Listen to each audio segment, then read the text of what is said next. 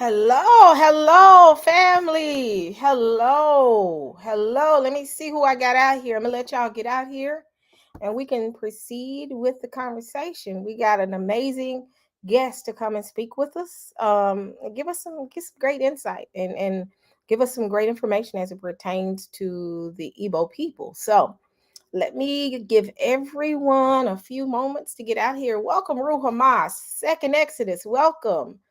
Chalice, Jordan, welcome.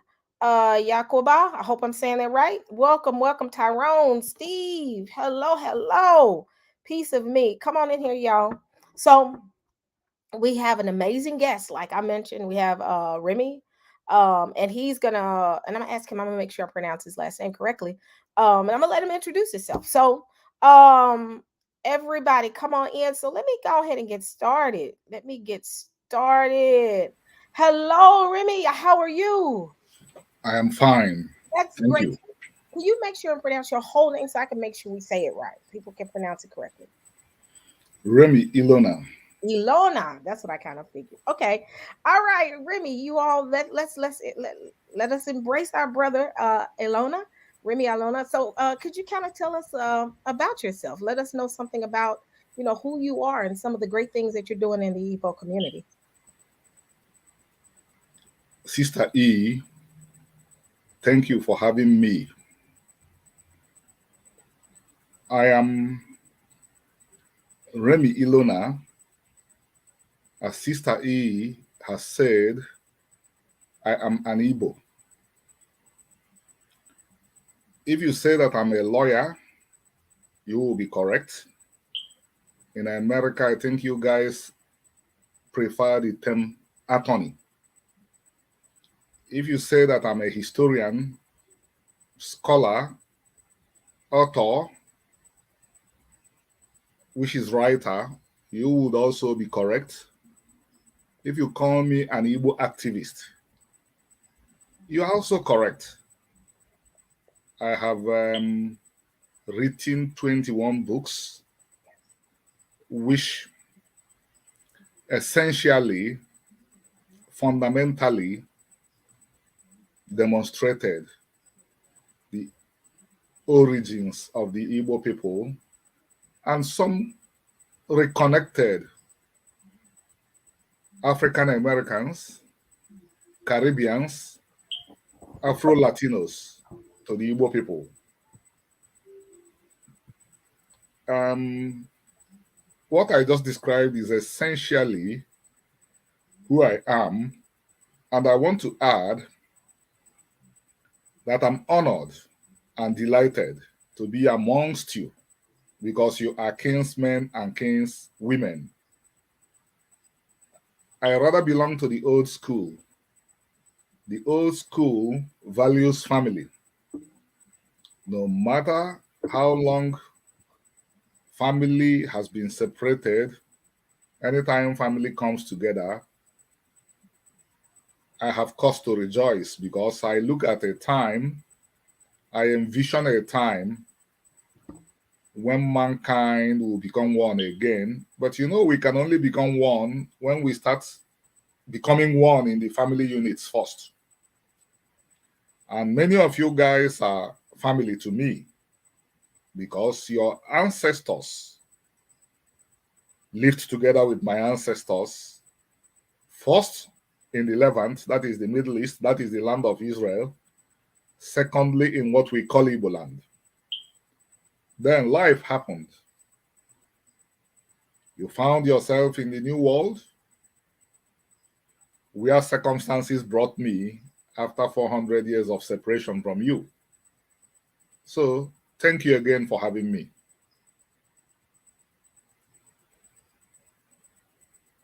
Thank you so much. Thank you so much. I have one more guest, you all. Let me see. Hello, Pastor Kelly, Maury Kelly. How are you? Hey, how's it going? I'm doing great. I'm blessed this morning. I want to say uh, good morning or good afternoon to you, Sister E and Elder Remy. It's an honor, a pleasure to be on the panel with you. So I want to say peace and blessings to you as well. Thank you. Elder, what I see on the screen is we work now. Yes, sir. Thank you. All right, Elder Remy. So let's get started because the whole conversation is ultimately about, the great information that you provided us, Remy. I brought my brother on, Elder Kelly Richardson, on so that we can kind of all collaborate and kind of conversate, because the interesting thing is just here recently in the past, I want to say 3-4 years, we've been doing, I have rather been doing a lot of digging into who I am far as my tribe. I was born in Memphis, Tennessee. My family, far as the slave trade, we go all the way back to Virginia. That's some of the research that I've done. I've come to the realization based off my dad's DNA and researching off of him that the first entryway for him was by way of Virginia. Well, our ancestors came through Virginia and ultimately landed us into areas like Arkansas, Mississippi, and I think our last landing spot was Tennessee. But with that digging, I have been trying to figure out far as who I am here and also over into the nation of Africa and even further into the Middle East. And one of the things that I found out, and I know Pastor Kelly did as well, we have genetic ties to Igbo and the Limba and the Yoruba, which is very interesting. And kind of changed the whole spectrum for us. So with that, it's caused us to me rather, and I'm only speaking for myself, and I'll let Pastor Kelly speak as well. Made me reach out to figure out, who am I? Who am I a part of? What tribe am I a part of? We knew that we were the people of the book, and our ancestors came from the people of the book, rather. But it made us kind of, really, really dig. And like I said, Pastor Kelly will chime in. So, and I don't want it to just be about me, but because of that, I wanted to reach out to you, Elder Remy, for you to give us some insight into the origin of the Igbo people and how they landed into West Africa. And I'll let Pastor Kelly speak as well, and then we'll let you go ahead and kind of give us that history and that origin. Pastor Kelly. And yes, and I want to say again, truly an honor to be on the panel with you again, Elder Remy, and I thank you for the labor, that you've put into really making us aware of who we are, and to reinforce that when I say we, far as us over here across the water, far as from Africa here, to let us know that we're not by ourselves. That reminding us that we do have a history beyond the creation or the establishment of this country, the establishment of the transatlantic world war or slave trade. I label it a world war, but I really appreciate your labor, really do. And for me, as Sister Eve pointed out, for me, my family always passed down and told us that we were Israel through tradition. They didn't pinpoint what tribe we were part of, but they always made it clear that we were Israel. My great uncle, the late Bishop Jerry Carr Jr., had a church up in Springfield, Massachusetts, have a melanated Messiah, melanated Christ mural on his wall to remind us and everyone in his assembly as well that we are the people of the book. And he was in the Church of God of Christ. But again, for me, we knew our identity, but of course, we grew up in Christianity. I grew up in the Baptist church. And of course, we were taught that wasn't important. That didn't matter as long as the Messiah's blood was red. And for me, it was kind of confusing. It had me in a confusing kind of state, because growing up in Newark, New Jersey, right across from the water of New York, you have all kinds of parades, such as the St. Patrick's Day parade. And what are they celebrating? Their heritage, right? And they refer to themselves as Catholics, as Christians, but they're able to celebrate their heritage, but not for us. We're told that it's not important. And so for me, my great uncle pastored a church down in Savannah, Georgia, which is called First African Baptist Church. And there That assembly was established in 1773, and it was constituted in 1778, and they have Hebrew writings on the pews, right? And so I've done my due diligence, I've done my studies, I've done my research. That I'm getting ready to release a full video on that. But you see that some of the people that helped liberate Savannah, they were from the Igbo tribe, right? And some of the symbols that I've discovered on there, far as incivity, I know that that's West Africa, and you see that's primarily with the Igbos. Those symbols, they're on that pew. They're on the pews. They're throughout this church down in Savannah, Georgia, and they identified as being Israelites. This assembly, this Baptist assembly.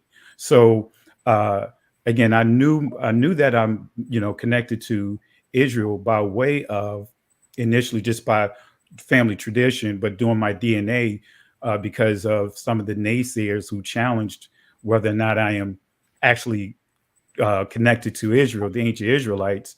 They began to challenge me and ask me, "Can I do a DNA?" So me, myself, and Maury Brown, we did our DNA, and as Sister E pointed out, that's where we discovered the connection to the Limbas, connection to Igbos, connection to the Yorubas, connection to the Bambara, connected to pretty much all the Semitic tribes, Africa, that points to Israel. So for me, uh, I already knew that I was an Israelite, but the DNA helped me confirm it. Multiple DNA testing from different agencies. So that's my backdrop, and I'm a pastor. I've been a pastor for almost 14 years. Transitioned out of Christianity almost 8 years ago. Transitioned our assembly out of Christianity. We still follow the Father, Son, and the Holy Spirit, but we came out of the system of Christianity. We came out of that religion, and really helped pointing the people back to the foundational things that our Messiah taught, free from a lot of the religious systems. So that's pretty much my backdrop. Okay. Thank you, Pastor Kelly. I got the name now. Pastor Kelly. Thank Yes, you. sir. Thank you. Your story is quite amazing, just like Sister E's story. I'm not here just to talk, but also to learn, and I'm learning a lot from your history, which in a sense is also part of my history, because the history of the Igbos without the history of the disconnected members of the Igbo community is not a complete history. So thank you for filling in these lacunas. Thank you. Thank you, sir. Great, great. So I guess the question, Remy, we can start here.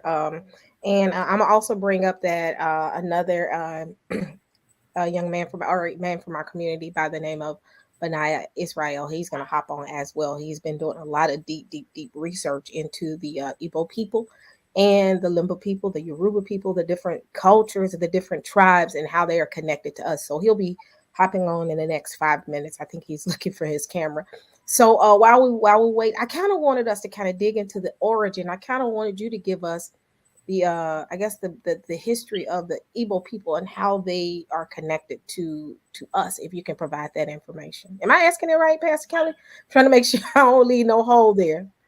Well, yeah, I guess like in a nutshell, just kind of reinforcing what many of us already know and have studied, but kind of I guess connect the dots, better connect the dots. Because again, I have a book. I don't have it in front of me that touches on uh, stating that with that one out of every four, at least one out of every four slaves that was on the slave ships are Igbos. So just pointing, if you could give us more clarity for its history about the Igbos. I mean, many of us are really we're still piecing the, bringing the pieces together. But I know just from following your YouTube channel and some of the history that you brought forth, and I have to get your book too, that you mentioned in your video. But just kind of wanted to, get some history, I guess, from the aspect from your perspective, and things that can really help us over here to really get on the right path of how to research and understanding who we are, and also the right temperament, because you have a lot of us that have awakened but have a lot of anger because of feeling like we've been Right. betrayed, which we have. But how to temper it and not allow that the cloud moving forward. Yep. Thank you. I will jump off from something that Pastor Kelly mentioned about 1/4 of the people on the slave ships being Igbos. I think that's a good point to take up from. I believe it's factually correct. I believe there will be sound history behind that belief that 1/4 of the people that came aboard the ships were Igbo people. I have come close to something close to that. By the way, when I was in Savannah, I had been there. Savannah, Georgia, had been there. I found something close to that, but I was engaged in some other research, so I did not pursue it. What I found was that a great majority of the women who produced the Caribbeans and African Americans were of Igbo stock. The question is, why did the Igbos become the greatest victims of the transatlantic slave trade? They became the greatest victims of the transatlantic slave trade, which, by the way, its epicenter was off the coast of Igbo land. Igbos became the greatest victims because of still this culture of Israel. Israelites, we are not supposed to have kings. The kings that rose in Israel were aberrations. They rose in Israel because the people of Israel misunderstood the culture of Israel. God was explicitly clear, you shall have no kings. I am thy king. But when our ancestors disobeyed, or when they faced uncertain times, they misread a situation. They thought that the Philistines, the Ammonites, the Geshurites, the Canaanites were preying on them because they did not have kings. They misread the situation. They were preying on them because they were sinning. So they wanted kings who would protect them. God warned them through Samuel that kingship was idolatry. God said, they have been rejecting me as their king all the way from Egypt and going after other gods. Not after other kings, but after other gods. Because once you leave kingship, once you get into kingship, you get into idolatry because kings will ultimately become gods. The Igbos did not have kings. They learned the appropriate lessons from their Israelite history. Both kingdoms of Israel, Judah and Israel, were ruined by the kings. Because only kings will have the kind of power that David had to take somebody's wife. You need to be above your peers to do a lot of the things the kings did. To build temples for foreign wives, you needed to be a king. And we eventually continued until we found the really terrible kings of Israel like Manasseh. The Igbos learned a critical lesson from this. They passed down these lessons in the following statements: Igbo Amweze and the Igbo Enweze. Igbos don't know kings and Igbos don't have kings. So we lacked kings. And our neighbors who had kings raised armies and used the armies to capture millions of Igbos and sell them into slavery. That is why you found more than 1/4 of the victims of human trafficking as Igbos. A Nigerian thought he was mocking Igbos recently. I don't want to call his name, but he would watch this interview or this presentation and understand that I referred to him. He thought he was mocking Igbos by saying, because you had no kings, that's why your people were raided and captured as slaves. But we had no kings because we were faithful to the commandments that our king is God. So that settles the question of what you heard, that 1/4 of the people aboard the ships, or more than 1/4, were Igbos. Now, who are these Igbos? The Igbo people are the Hebrews. Hebrew is Igbo or Igbo. Ibri is the modern Hebrew term for the word Igbo, or what English called Hebrew. In other words, the term Igbo / Hebrew, that's the English translation, / Ibri, mean just one thing. That's the moniker, that's the identity of the ancestors of the Israelites. Remember, before the Israelites, there were the Hebrews. Abraham was a Hebrew, Isaac was a Hebrew, Jacob was a Hebrew.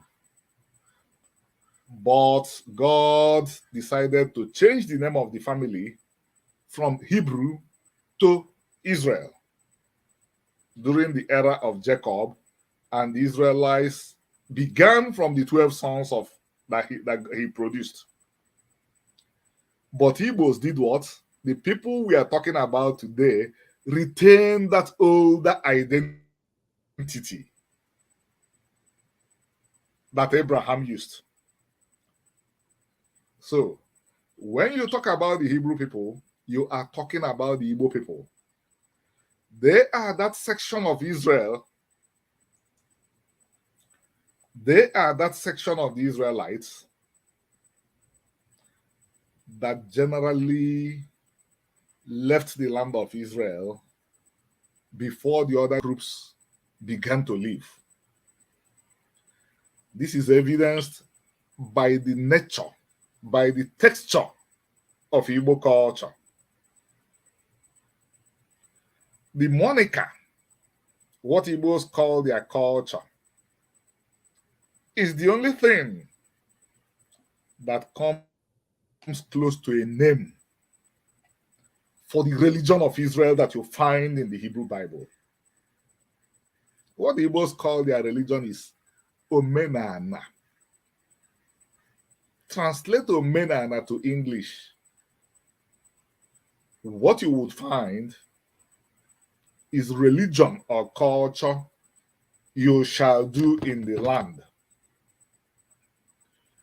Pick up a Torah, what the Christian community will call the Old Testament. Read Deuteronomy 6:1 slowly, gently. Read it in English, read it in the Igbo language, read it in Hebrew. What you would find is Omenana. Igbos retain this because of several factors. One was that they left the land of Israel very early. After the experience of Sinai and resettling of the land, they began to trundle into Africa. Remember, Africa was always a place of hostage to Hebrews. And when life happened again, the great cataclysms that befell Israel happened. Assyria sacked the northern kingdom. The southern kingdom was sacked by the Babylonians. A great number of Hebrews or Israelites moved into Africa, still bearing that name, Hebrews. Over 90% of them ended up as Igbos. I'm talking of these earliest groups that left the land of Israel. And why did the Igbo people retain these oldest traditions of Israel up to retaining the only thing that could pass as the name of the religion that Moses practiced? This is a question that people should think about. If the great Moses, the greatest Israelite that lived, is to be resurrected today, and he is to be asked, what is the name of your religion? Let us use today's parlance. Religion was not a term that had always been in usage, but since it's a usage we are very familiar with today. If Moses is to come alive and he's asked, what is the name of this your religion? If he spoke Igbo, he would say it's Omenana. If he spoke Hebrew, what he would say would be directly equivalent to Omenana. If he responds in English, it will be Omenana. The question is, why did the Igbo people exclusively retain all this? From the much I know today, the large number of Hebrews that formed the Igbo people is a factor. The other factor is they were isolated for a very long period. They lived in total safety until the Europeans came. And the Europeans came because we must accept history. We must be very, very accepting of history. Civilizations decay if they are not revived.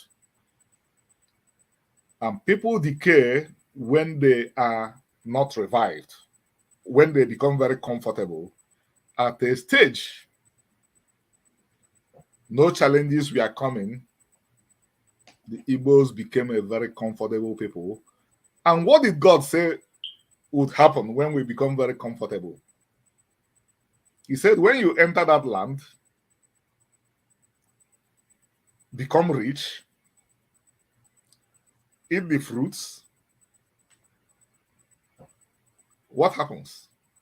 You will forget the Lord your God. So we became very comfortable, began to play with Omenana, began to innovate. Disaster struck. We had been saved from danger for close to 1,000 years. I told my colleagues in academia recently that the modern state of Israel could be the first Jewish state to exist on the land of Israel in 2,000 years. But the first Hebrew state to exist for 2,000 years outside the land of Israel was what the Igbos produced. Let us face history.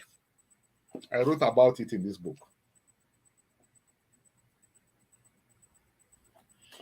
The Igbo republics, they were sovereign. They were 100% functioning as a state, and they ran by Hebrew culture. And even the enemies of the Igbos acknowledged that nothing like it had been seen in the world before. There were no prostitutes. There were no destitutes. There was peace. Even though these republics did not have kings, did not have a standing army, did not have a regular police. So what I'm telling to the Igbo people today, including some of you, including you guys that descended from the Igbos, you have everything to be proud of. You have ancestors who stood shoulders above their peers anywhere in the world.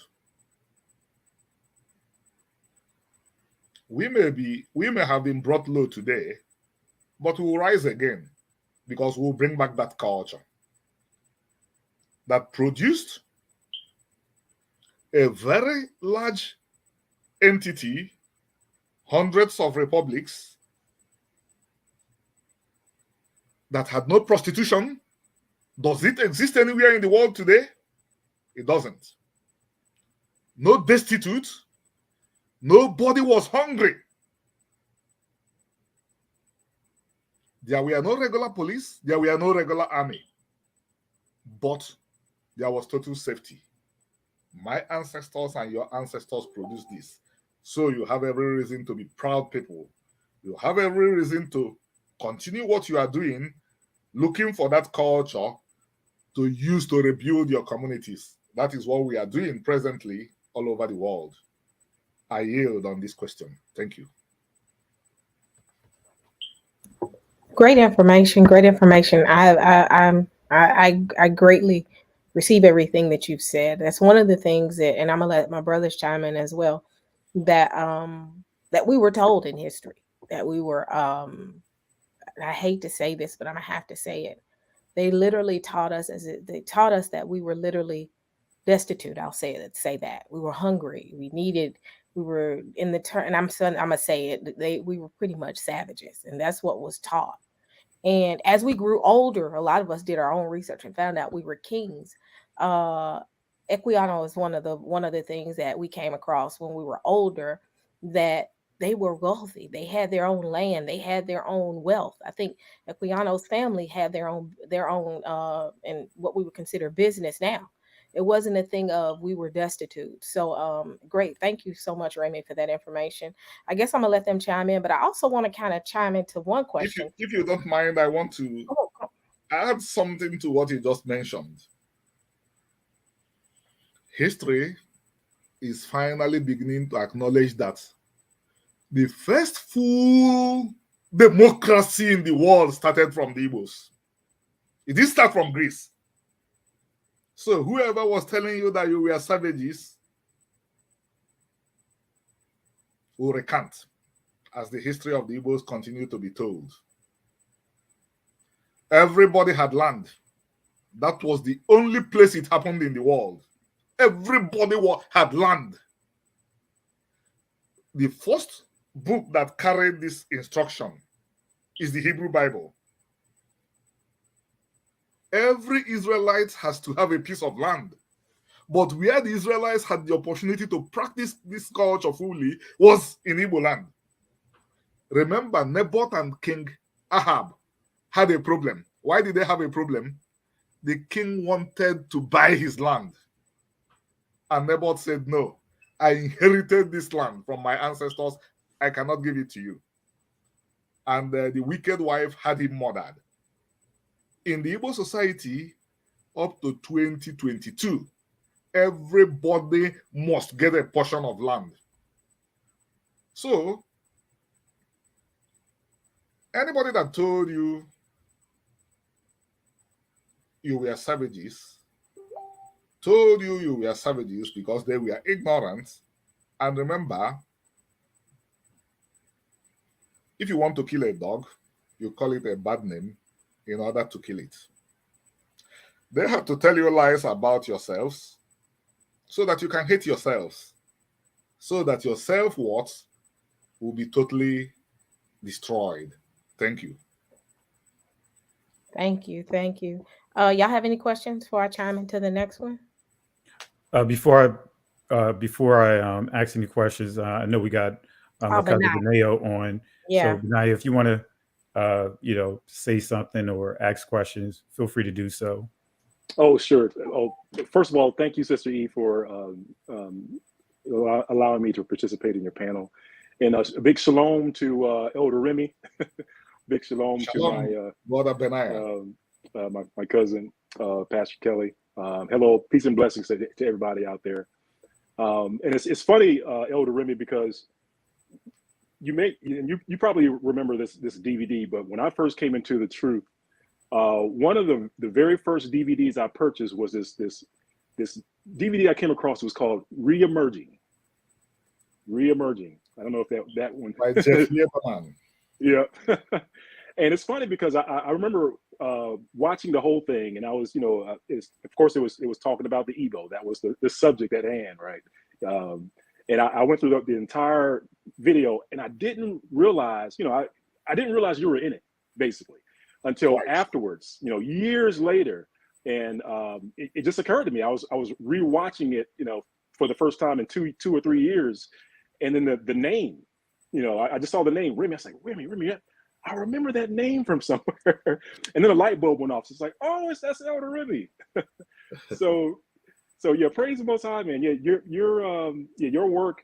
I always give credit to what credit's due to our elders who have gone out in front of us and laid the trail. As far as laying out the truth of who we are and stuff like that. So yeah, all double honors to you, Elder, for putting that work in, doing the books. Getting that information out. I really appreciate it. It really impacted me. Like I said, that was one of the very first DVDs that I read that I watched when I first came into the truth. So, but I did want to ask you though, because I actually went back and watched it again. How so much, with new eyes. Because I know a lot more now than I did back then. Because back then I was just coming into the truth, coming into the awakening. I hadn't, just started getting into like the research and stuff like that. But then, fast forward to now, I know quite a bit more than what I did when I first started. And one of the things that I wanted to ask you about, if I ever cross paths with Elder Remy, I do want to ask him about the history of the Igbo, as far as like, and you spoke a little bit about it just a few minutes ago, but as far as like how do you see the Igbo, as far as their journey from Israel? Because if I remember correctly, when I went back and looked at Reemerging, there was a part in the video where a couple of different elders, I think, where people were just kind of giving different perspectives on the paths that the Igbo were taking out of Israel. Some were giving a path of down to Yemen and then over into Ethiopia, that sort of thing. And I think, if I remember correctly, you had a soundbite in there as well where you mentioned, you said most of them came from the north down to the south. I'm just curious if you still feel that way, or if there's more information that you came across that you'd like to share on that. Yeah, thank you, brother, for the question. I think every honest researcher needs to continually remind himself that we would never ever finish this work. We would keep on discovering new things and revising older positions. And yeah, I have not really shifted from that position that majority of the Igbos came through the trade routes, came through what became the trade routes and through the trade routes. But some information have been added to what I knew.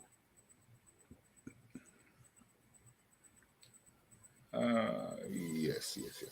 I'm trying to think about some writings I engaged in one of my books of 2020. I found information that, apart from the Israelites, who were sent out of Songhai. By the way, Songhai Empire extended into Nigeria. But the way history is constructed, unless you are a very careful person, unless you research very carefully, you wouldn't even notice what I'm just saying now. Songhai Empire extended into Nigeria. And this emperor, Askia Muhammad, sent the Israelites in his domain away. In the very same year that Spain and Portugal asked the Israelites in Spain and Portugal to leave, 1492, almost the same month. And northern Nigeria extended into, and Songhai Empire extended into northern Nigeria. So logically, where did those Israelites run to? They simply sailed down the river Niger to what we call Igbo land today. But these are things you are not likely to find in history because it's not very, very convenient today to present the history of the Israelites as it truly is.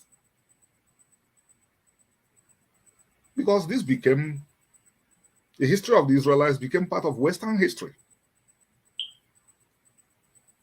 It became part of what? Western history.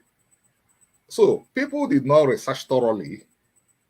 People felt it had nothing to do with certain parts of the world. But because I promised myself that I would dig up all the truth that I could, I found things like this and noted them down. And the Israelites that were thrown out of Spain and Portugal,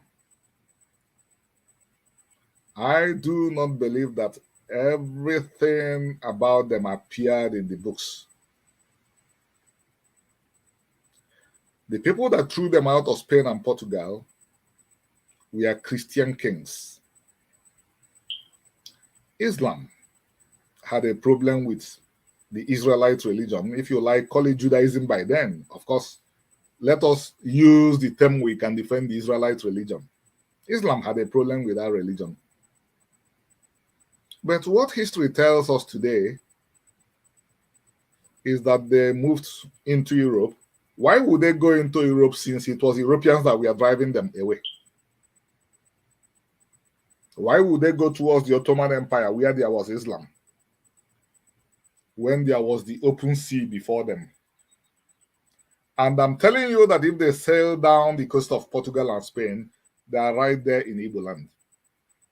And interestingly, a lot of those Portuguese that had shown up in West Africa in the 13th century were Jews. They were Israelites. So, I guess I'm answering your question. Yes, you are. Yes, you are, Elder. Thank you. More information is still coming up. Right. More information is coming up. When people are troubled, where do they go to? When I was in Miami, I wasn't troubled. But one of the first communities I visited, I visited 3 communities when I was in Miami. I visited Church of God and Saints of Christ. I visited the Haitian community. I visited 2 Ashkenazi synagogues. Why did I go to only these 3 communities outside the Igbo community? Church of God and Saints of Christ was started by an African American hero. I don't know when the African American community will begin to honor Prophet William Saunders Crowdy. Prophet William Saunders Crowdy. I visited the community he started. Why did I go there? They were a related people. Am I making sense? Yep.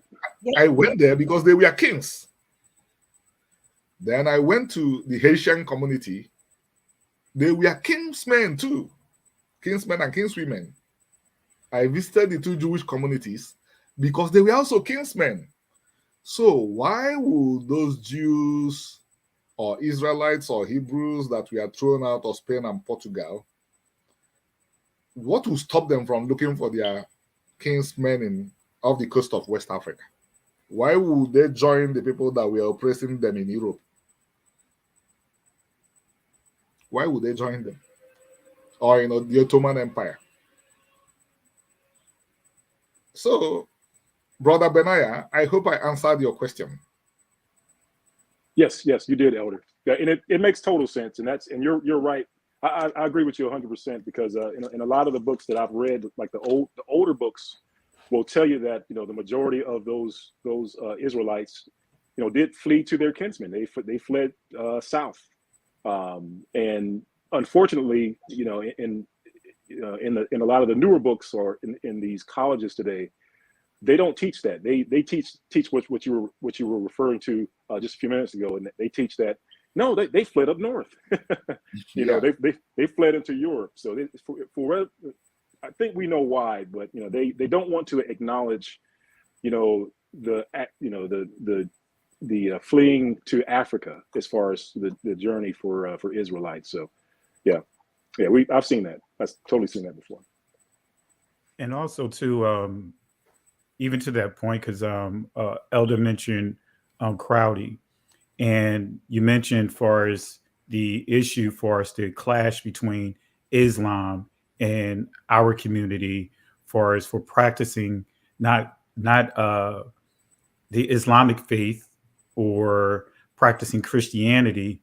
We were honoring Torah, we were honoring the law and the prophets, right?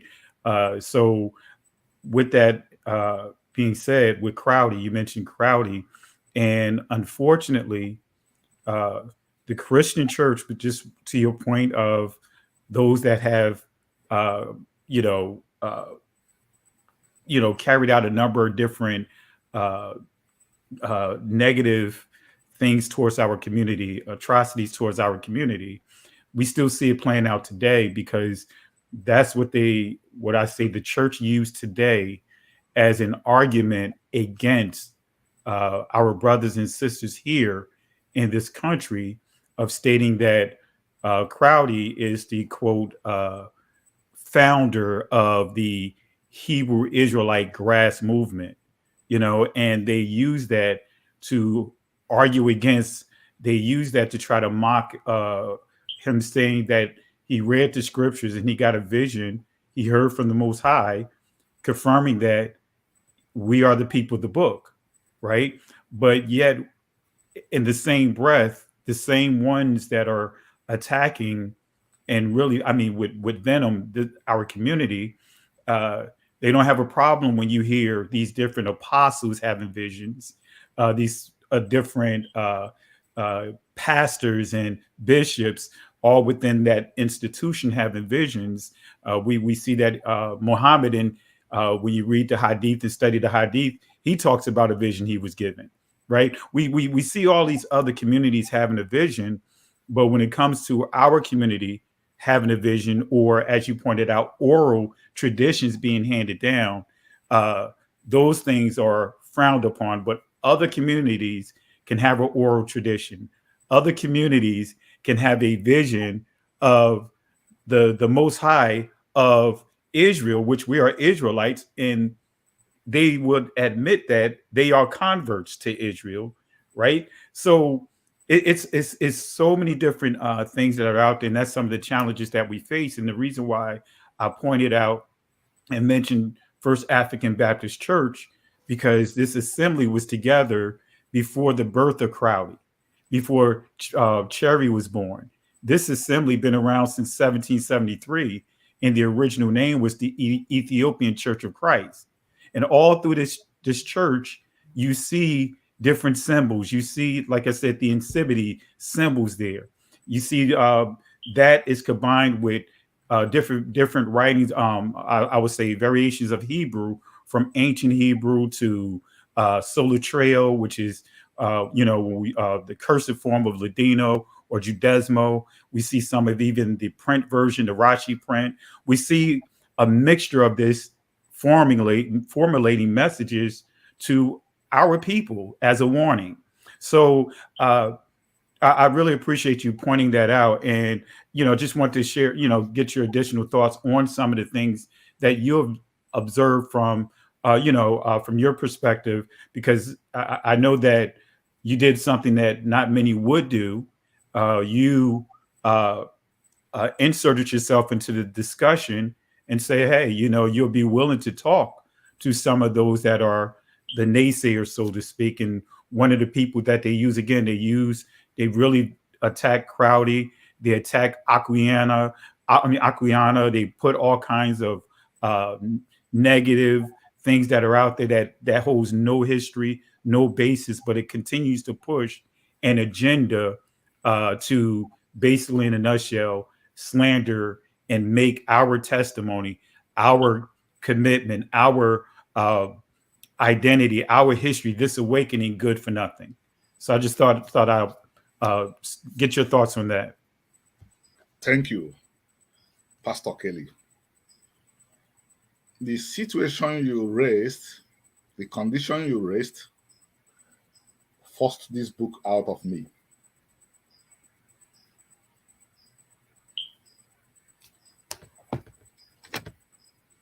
When I saw what was going on, how a subject that deserved total respect, total reflection, was being summed up as footnotes. I plunged into it. And one thing I've discovered in life is that if you are truly searching, you would find. But you have to be searching in order to find. People could dismiss Crowdy by saying that he had a vision, that he made up a religion. But unfortunately, for people that want to operate that way,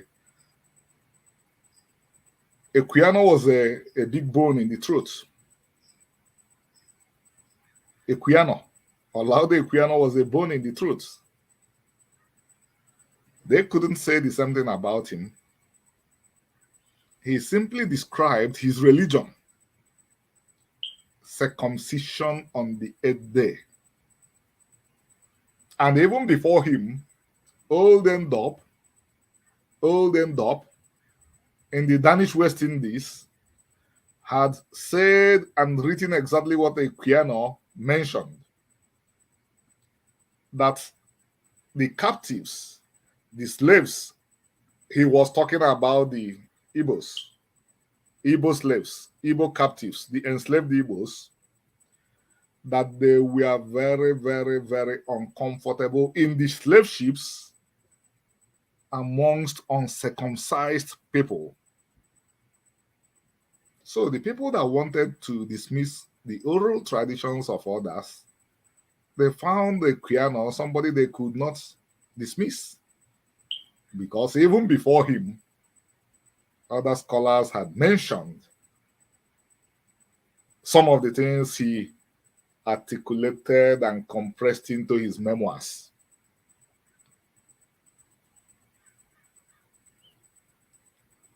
What I would say to this is,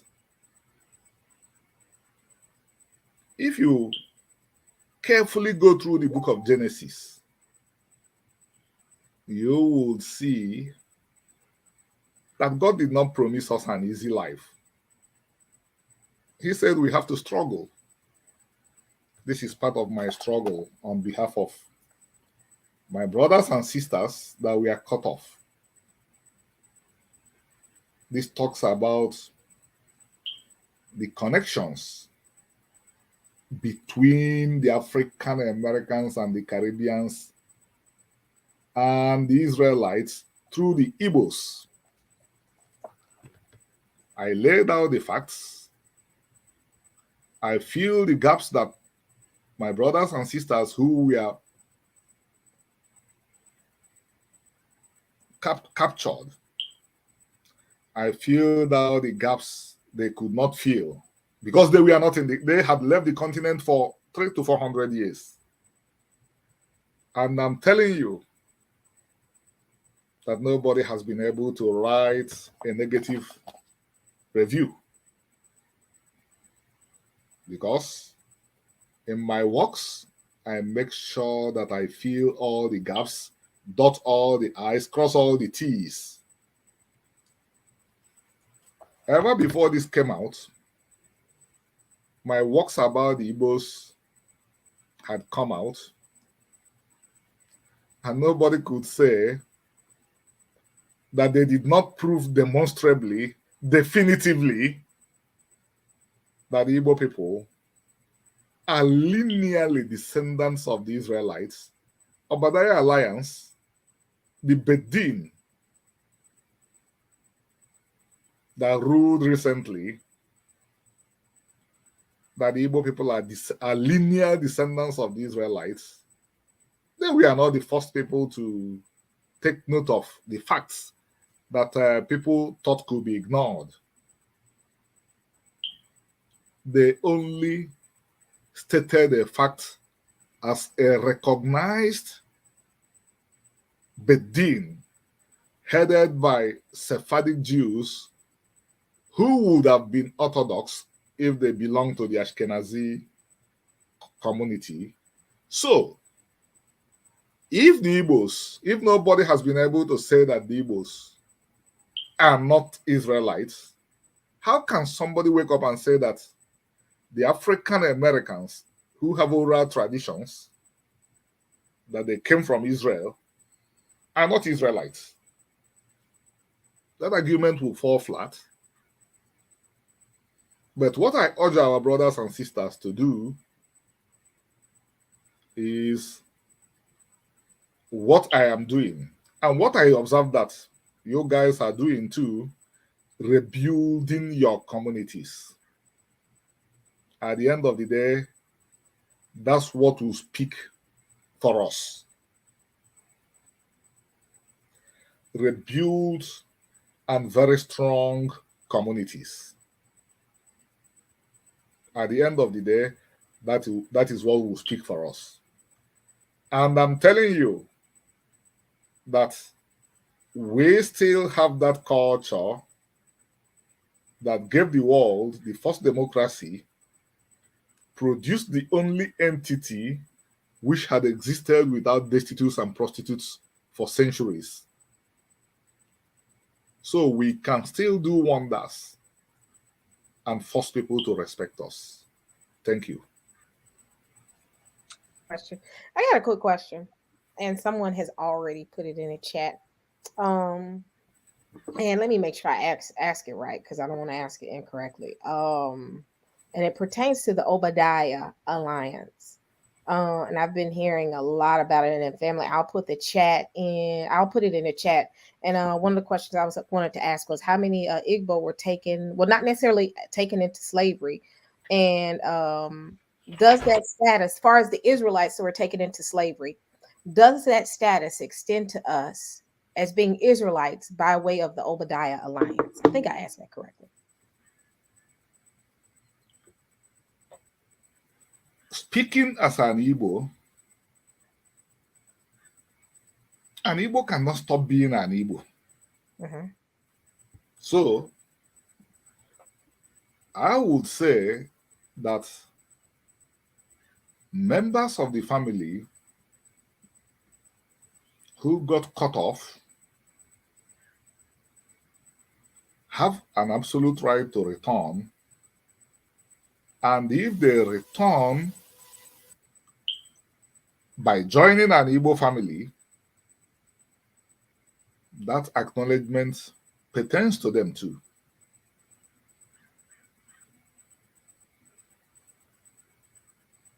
All right. Any questions? Yeah. let me see here. Can Let me share something. Yeah, I was hitting. My mic was acting up. I was getting messages on my mic. My apologies.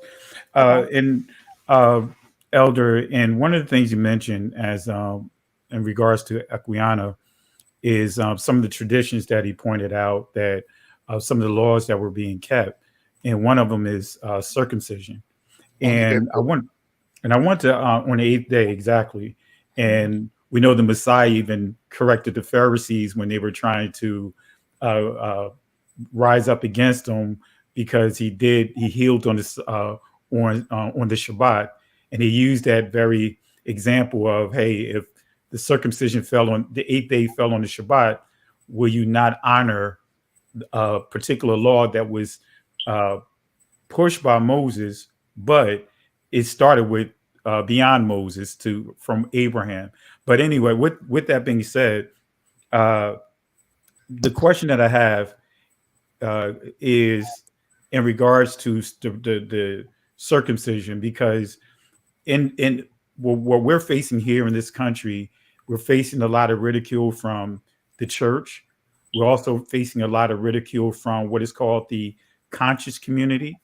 And they're pushing so many different uh, negative uh, content about us here being Israelites here. But the circumcision, can you give us a little from a history of the circumcision for us to process? Because many are trying to use the arguments of Moim, right, of what they're doing with the far as in the Judaism that we know it of today, far as the circumcision of, priests, uh, basically in a nutshell, performing circumcision by drawing the blood out of the baby boy with his mouth. And I wanted to see if you could give a little clarity on that, because I know for when with me doing my research, we know that's not in Torah. And I know that even some of the research that I've done, you don't find that until when we get to like the 9th century, the Middle Ages, of that practice being really pushed by the Jewish community as we know them. So just want to see if you could shed some light on just even just that process, the history of that, for those that are watching. To the practice that you mentioned is not omenana. It's not found in the Igbo ethos. The circumcision that we know is simply performed with a knife that is a scalpel. We did not know about sucking the blood.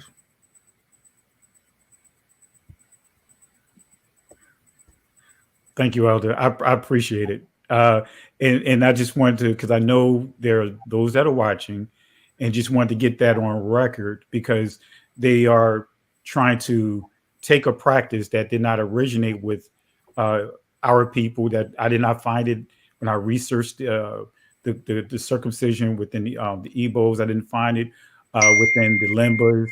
I didn't find it, among any other groups that are practicing circumcision. I did not find that portion, or that, I didn't find that within any of the cultures. So I just wanted to kind of get clarity from you, so those listening can actually take that information as well, coming directly from you. I really appreciate it.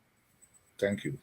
And you know what? And I'm going to back into the Obadiah Alliance, because what I noticed, and I've been, like I said, I've enjoyed all the conversation that we've had. I think the biggest gap is connecting in some cases. Um, the ones that are the African Americans that are over here. I noticed there are a lot of different groups coming together, and I want to call them kind of like um, think tanks. That's how I'll call it. That are coming together to say, we have a connection to the people of the Bible. I think at times the African Americans, what we consider ourselves to be African Americans, are a little disconnected. How can we get more engaged into some of these conversations? You mean, can you rephrase the question, please? Okay, So, like with a great example, the Obadiah Alliance and the different alliances that are coming together. I know with them, they're more so dealing with the Sephardic Jews, the people that are connected to the Sephardic Jews, rather. How can we, far as the African Americans, I guess, get connected with these different alliances that are coming together to say that the people of color or the African people are considered to be Israel? How can we get more connected with those communities? And maybe, guys, if I'm not asking it correctly, kind of help me with this. You Yeah, I see, think. Oh, go ahead. I'm sorry. okay. You see, I think that Obadiah Alliance said that the Igbo people are linear descendants of the Israelites. I'm not sure they say that people of color are linear descendants of Israelites. This distinction is important Yes, because the Igbo identity is simply Igbo identity. It is not African Jews, it is not Black Jews, it is not Jews of color. So, if African Americans that identify with Igbos want to get involved in this conversation, they will get involved in this conversation through the Igbos correct. I agree. because Africa is a very wide and diverse continent. Very, very diverse. And it has also suffered a lot of misrepresentation, some of which have developed wings and flown. People from outside, or people who have been outside the continent, or people from outside the continent have a lot of information on it that are not always factual. Mm-hmm. Yeah. So this is a very important factor for people to have in mind as they think about Africa. It's very important. So to reiterate, African Americans that have connections one way or the other with the Igbos, or even if they are not connected to Igbos, I'm talking about Igbo culture now, even if they are genetically not connected to Igbos, but they want to become part of the Igbo community, they already have an inherent right to be part of the conversation. Like assuming this gentleman from the African American community, Whitaker Forrester, assuming he decides to become a part of the conversation, and I know he got reconnected to an Igbo family. He found his family actually. I think what I read is that he found his family. I do not have more rights to be engaged in the conversation than him. I will only have more rights because I have studied the culture more than he has.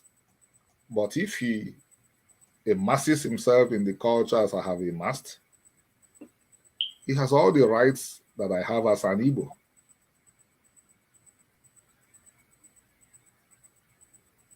Great, great, great, great. Any questions from you guys? And Yeah, I think. Go ahead, Benaya. I'm sorry. Go ahead.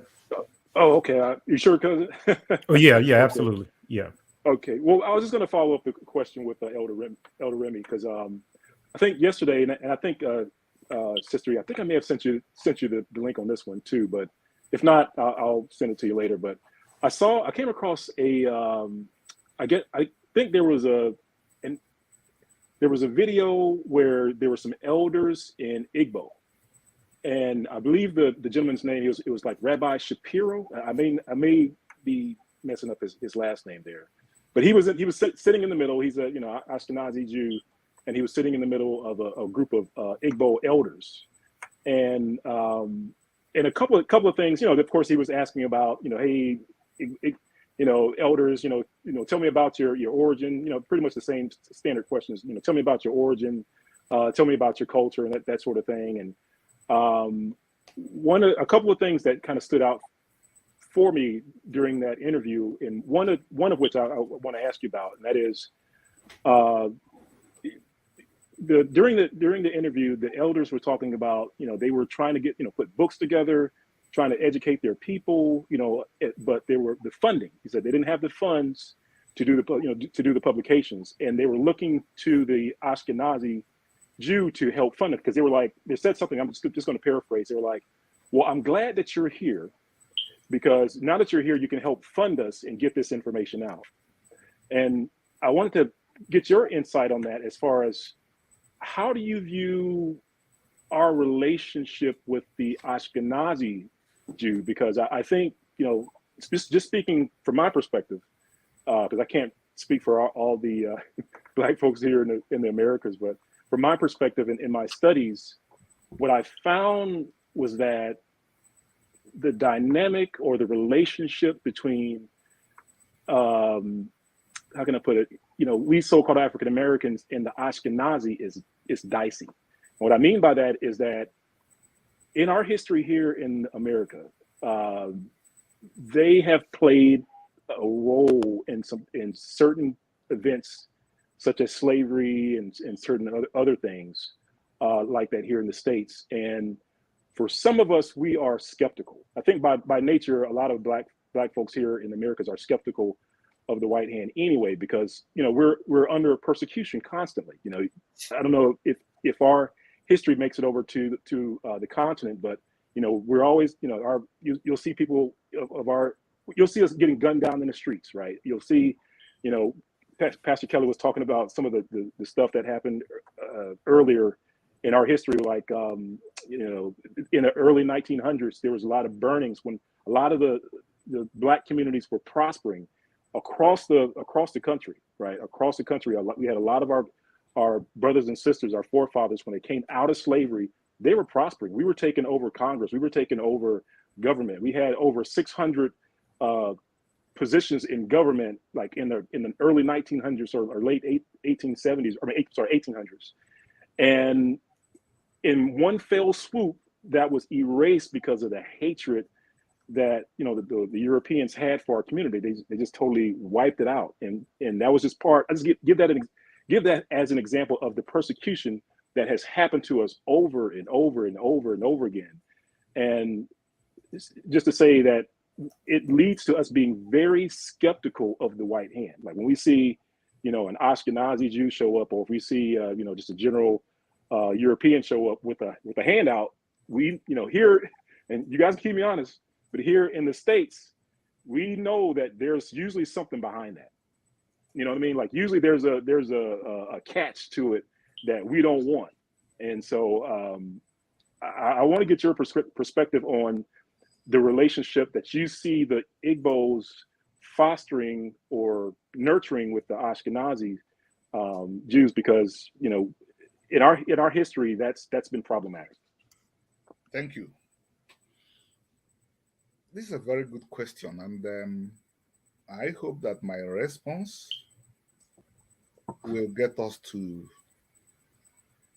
a level that will be beneficial to everybody. I understand what you are saying because I have studied it very, very well. I have an understanding, I will repeat, of what you are saying. But your experiences are not my experiences. I have suffered the same oppression from Black folks. 3 million Igbos were murdered between 1966 to 1970. And the only white people that directly played a role in this were the Soviet Union, Britain and the Soviet Union. And only 4 African countries bothered to protest that genocide was bad against the Igbos. Over 40 supported it. Over 40 said destroy this nation, this innocent nation.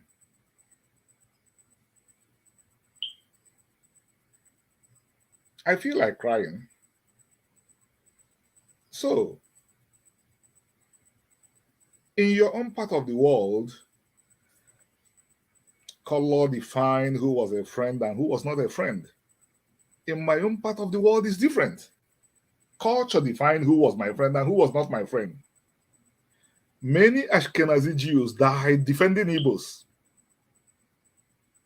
An Ashkenazi burnt himself in New York in protest. He said, why should this ethnic group be killed? They are innocent. Many of their pilots went down. So, but what do all this call for? Vigilance. Never allow yourself to grow weak.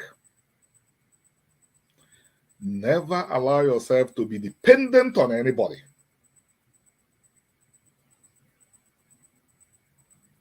Anybody. Never get into the kind of trouble that you will begin to look for people to rescue you. I was talking to my friend. He lives in Miami. Greater Orlando. Vaughn is the name. I can't get the full name now. Von Packer. Both of us agreed on one thing. What I just stated and what I'm going to restate now. The solution to these problems is let us intensify our efforts to build solid communities. Solid communities. Let us use the Jewish people, for example. They rose from the ashes of the Holocaust. Even if anyone does not agree with that group, something every person of goodwill accept is that they rose from ashes and within 100 years they built a successful state that is respected by even people that hated them, like the Nazis. If the Nazis are around today, they will fear them. So it's good to have friends, but it's good to also be strong. Because if strength guarantees respect, and more importantly, your enemies will fear you. So, by way of reiterating it, I understand where you are coming from. I can never say that you should wipe out your history that clearly made you the oppressed group because of your color. If you forget your history, who are you? It means that everything that happened to you before can happen again. But at the same time, I shouldn't also forget my history, where I became a victim simply because I have a different culture. And the people that we are victimizing me are people that have my culture. You get my point? But at the end of the day, how do we get past all this? It's simply by rebuilding our communities so that nobody will be in a position to oppress us again. So that nobody will be in a position to oppress us again. I don't prefer sympathy. I prefer to be feared and respected. Thank you. Yeah, I totally agree. Not just one quick follow-up question. I don't mean to hog up the time, but I'm not sure. You can keep me honest here, Elder Remy. I'm not sure if the Igbos, use the new, what we refer to as the New Testament or not. But one of the things that also makes us cautious is, for those of us who do use, the New Testament, there's a scripture or a verse that talks about in Revelations that, I know, them that say they are Jews and are not, but are the synagogue of Satan. And, what makes some of us nervous is because of that scripture, of that verse, which tells us that there's a people out there that are perpetrating as Jews. And not only that, they are tied to Hasatan or Satan. And the last thing that we want to do is get tied to that. And so when we see it, when we start to see the scriptures kind of come together, where we see a people that are saying that they are Jews and are not, and in our minds they are not, because they don't match up with all of the evidence. Like, they don't match up with the Lakesh relief. They don't match up with the descriptions, like the old descriptions of the Jews. They don't match up with these old books that are telling them that they're dark and black. They don't match up with the skulls being dolichocephalic. Most of those people over there are brachiocephalic. That's just the shape of the skull. But long story short, they don't fit it. Like, they don't fit the description of all this evidence that's coming out. And red flags come to mind when we see these guys who don't match all of these pieces of evidence that are coming out. And I just get nervous I'm cautious to tie myself to that, because of that verse that's in the back of my mind that's saying that, hey, these people could be the synagogue of Satan, right? So I just wanted to add that to the one of the reasons why I'm cautious to partner with anything Ashkenazi. And just last thing, because I'm coming out with a video on the German Jews, and when I talk about the German Jews, I'm going all up in their backyard on that. Did you want to say something? If you will permit me, I want to respond to this with your kind permission and full respect, and I appreciate your allowing me to respond. Brother Benaiah, I respond to these invitations to talk because I don't know why I have this belief. In fact, I do not believe that any one man will come that is a Messiah. I believe that we are all the Messiahs, provided we are ready to work tirelessly till God summons us to go. That is why I readily accept to come for these talks. Because there are things I could learn from you that I could use to. Who is the most important man? Who is the most talked about man in the world today? Is the president of Ukraine. We could learn things from these discussions that could put us in good position to do some good things. That's why I readily accept them. I do not want to go into what the New Testament said or did not say, but I want to tell us something about religion. We must rise up to challenge even our religions, because our religions are supposed to serve us. When our religions become our masters, then we are not recognizing that the greatest creation of God is the human being, not the religion. So we must question our religions. I'm not sure that Dr. Martin Luther King Jr. would have viewed those Jews that marched with him as synagogue of Satan. I do not automatically view any human being as bad. I rather watch out for what the person will do. You have to prove to me that you are evil before I agree that you are evil. I would not think that you are evil because my religion said you are evil. Because I have seen where I've seen where the best came out of what was viewed as not the best. I'm not an apologist for kingship. I don't like kingship at all. I don't like kings for the simple reason that it's not one of the traditions that God endorsed for Israel. But one of the kings that did a good thing in Israel was David. He had his faults, But compared to some of the later kings, he was a good guy. You cannot trace where that guy came from without talking about where the great-grandmother came from. Moab. And Moab and Israel were enemies. If the sons of Elimelech, either Malon or Shilon, had not brought in that Moabite woman, we wouldn't have that king. That even though he sinned, he also did a lot of good things in Israel. As I said, I don't want us to get into the origins of the New Testament so that we respect every religion.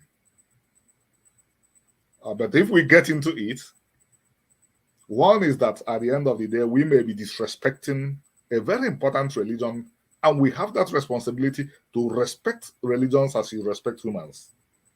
But if my religion tells me that your Benaiah is Satan, because my religion is not God, I would wait for you to act as Satan before I believe what my religion is saying.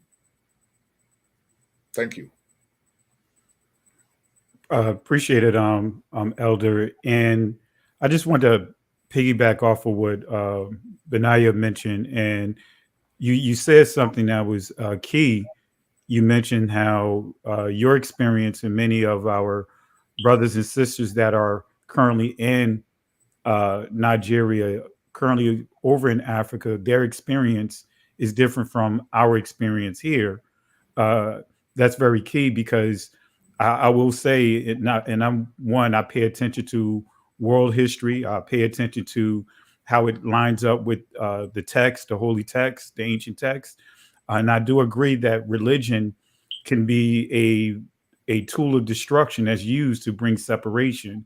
But you mentioned Ukraine, and this is where my concern is with Ukraine, and piggybacking off of what Benaiah is pointing out for us here in the States having a hesitation because of the history that's in not just history, but the things that are currently happening to our community, those that have proof that we're connected to the ancient Israelites.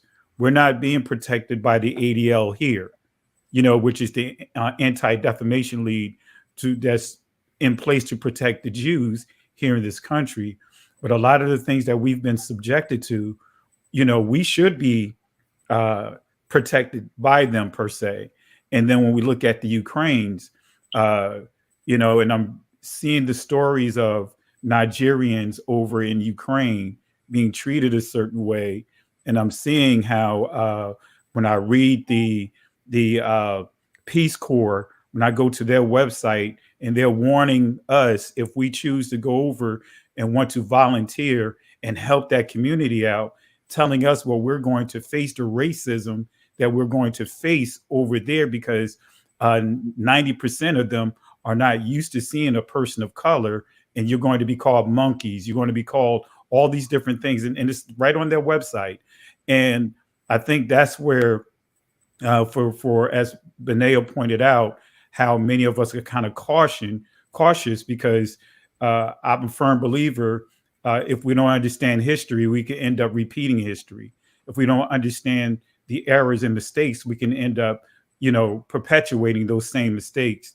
And this is why we're kind of cautious here because of constantly, even with the shooting that took place in Buffalo, New York. And I'm looking at the agendas from all different religious systems, from Judaism to Christianity to Islam, how they're covering that up and really painting the picture that, hey, that situation, the perpetrators and the people that murdered some of our brothers and sisters up there, there's a story behind it. They were dealing with mental issues and things along that line.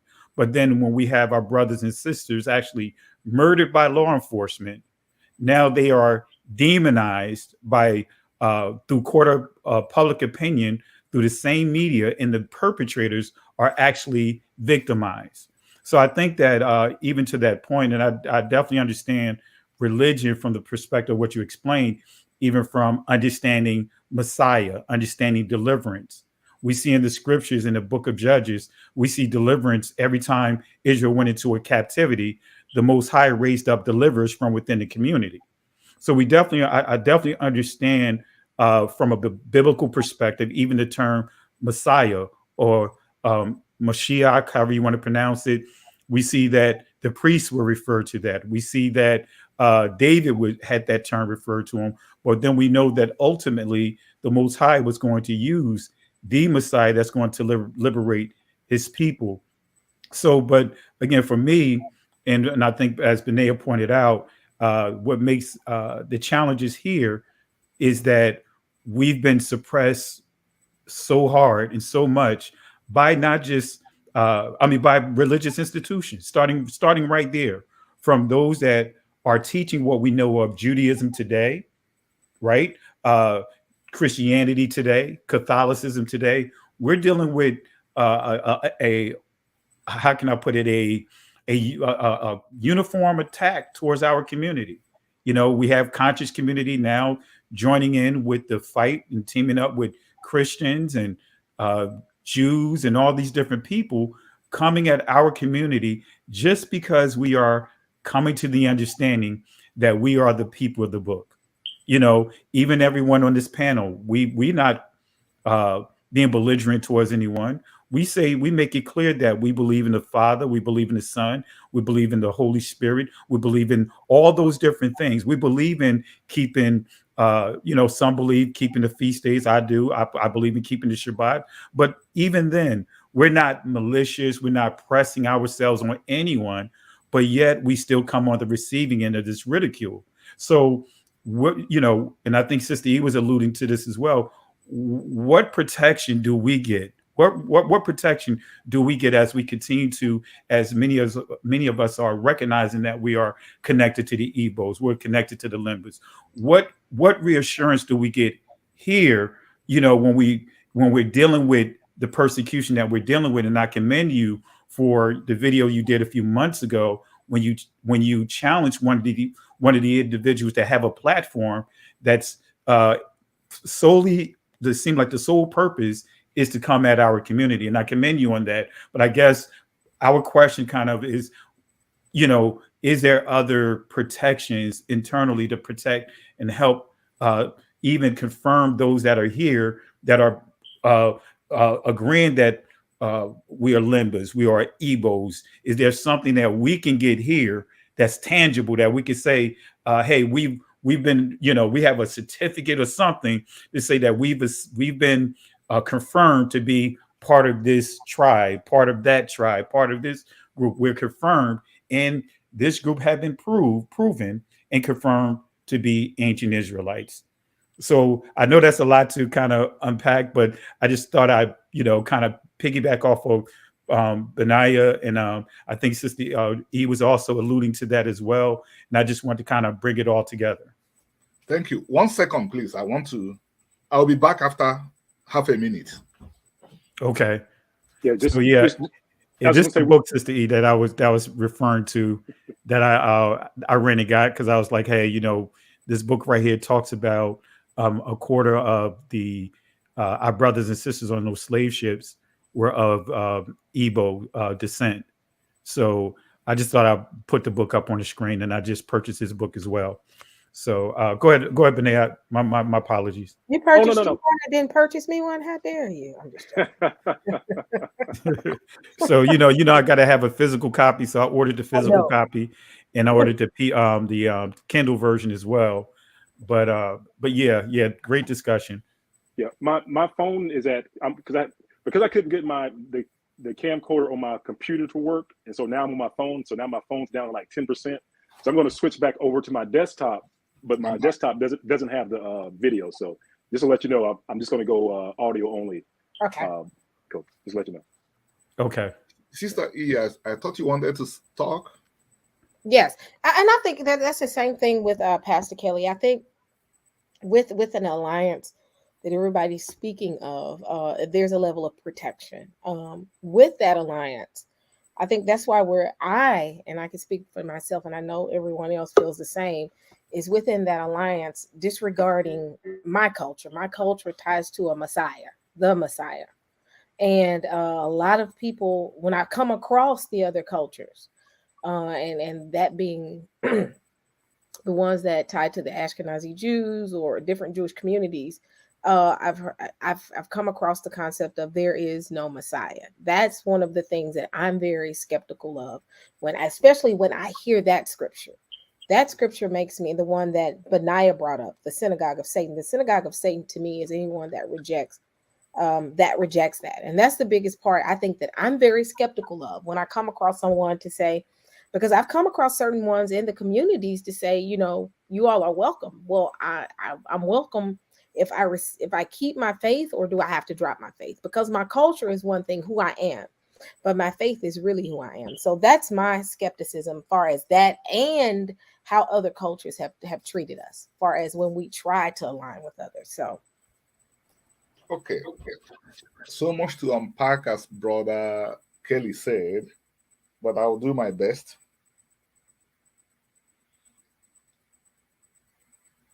I know a little bit of African American history, and I think you've come a long way. You have done so well for yourselves, but there is still a lot of room for improvement. I do not know if you are aware that if you are an independent country, you would be the 11th wealthiest country in the world. I read that somewhere. The African American community is richer than every African country, including Nigeria, Egypt, and Ethiopia. You achieved that through your hard work. So you have a lot of challenges. You have done so much and you have been pulled down, but you have no option than to continue pulling, pushing, continue building the community. I don't think there is any other solution to this problem. And I'm not saying it's easy. But as I said in my penultimate contribution, only strength guarantees, only strength guarantees respect. I brought in the example of Ukraine, not because I liked the country of Ukraine, but I simply brought in the example because a young president rose up and began to lead a cause that has some underlying good. The underlying good there is open society, democracy, free press. By the way, the people that make the world a better place are not angels. So, Ukraine has a history with the Igbos. It was part of the Soviet Union that went into alliance with the people that wanted to destroy Nigeria anyway. But I brought in that example to simply encourage us that that these discussions encourage us to do a lot. So, sister, let me tell you my own response to long lost relations that are where you are. Because I represent a group. I'm not sure that I represent all the Igbo people. I can discuss the history of all the Igbo people, discuss the culture, but I do not take decisions for all the Igbo people. Relations that have been cut off from me for hundreds of years. How I relate with them or to them is exactly how Joseph related to his brothers, who sold him who tried to kill him and sold him.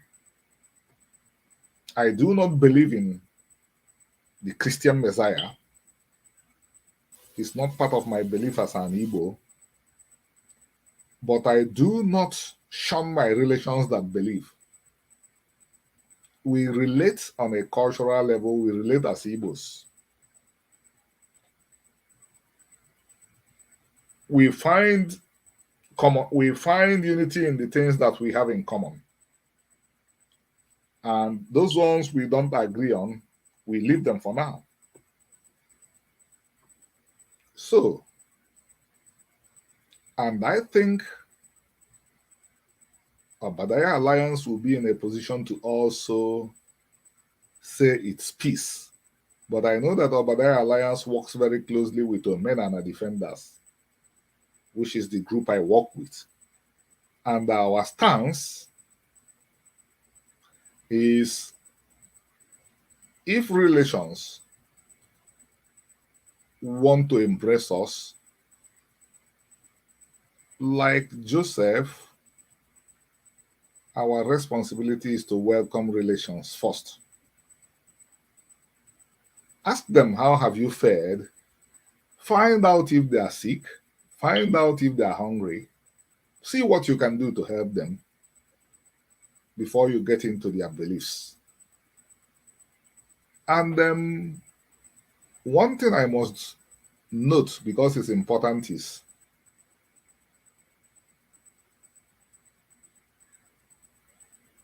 people in the diaspora who want to reconnect to Igbos would reconnect to Igbos. It is their right. If they are biologically connected to Igbos, it is their right. Igbos do not have the power to say they cannot reconnect unless Igbos discover that they have an agenda which is against Igbo interest. People who are also not connected biologically to Igbos but love the Igbo people, there is also a process for welcoming them. Igbos also do not have a right to say, no, you cannot be one of us. Probably this pathway could lead to the kind of alliance you are talking about.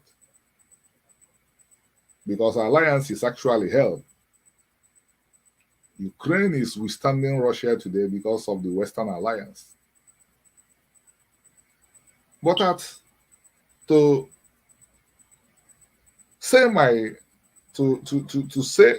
repeat what I have said all this while,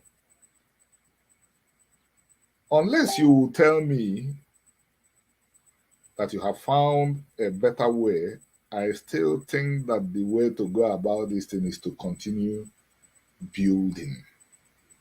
I was in Israel in 2016. 5 of us were in one office. I was the only person of African background in that office. The rest were people of European backgrounds. A brother walked in, a vastly successful brother. Automatically, everybody respected that brother because he's vastly successful. So, I don't think this needs to be overstretched. What I would say is, let us continue to build. Let us continue to explore ways to rebuild our communities. Your communities are not less healthy than mine in Nigeria now. And that is why I work for 24 hours. Because I know there is no option. If you say to let things be as they are, they can never get better. If you guys had looked at your condition after slavery and had fallen into despair, if people like Crowdy had not risen up, Be sure as tomorrow is Monday that you will not be where you are today. The problem will not have solved itself, but you picked yourself up by your bootstraps, became the number 11 wealthiest country in the world because you built. So, the facts speak for themselves. You became successful because you built. So, you simply have to continue building. If you look at certain things you have done that have not yielded positive results, those ones have to be shelved. But the ones that have been productive, we double our efforts. I do not know if I answered all the questions. Both of you added so much to what Brother Benaya did. I hope I touched several parts of the questions. Yeah, and Elder Remy, I just want to say just real quick, and I do want to thank you, Elder Remy, for definitely taking the time to come out and speak to us.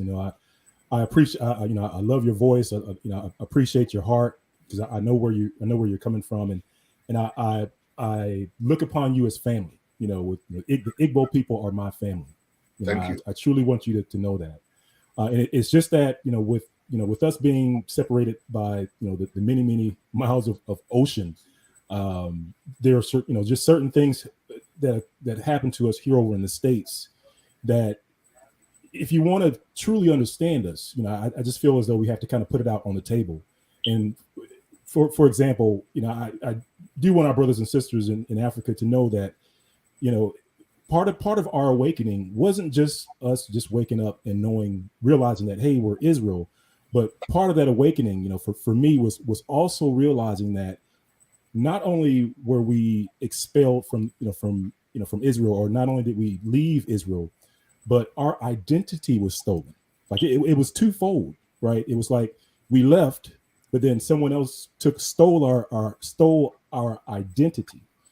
And in part of the problem is that, is we've identified those people that stole our identity, at least from looking at history and looking at their own documents, right? Looking at their own documents, we're kind of able to put the pieces together. And that's why, at least like I was just saying, from my perspective, it's hard for me to work with people that have stolen our identity, and they are reluctant to give it back.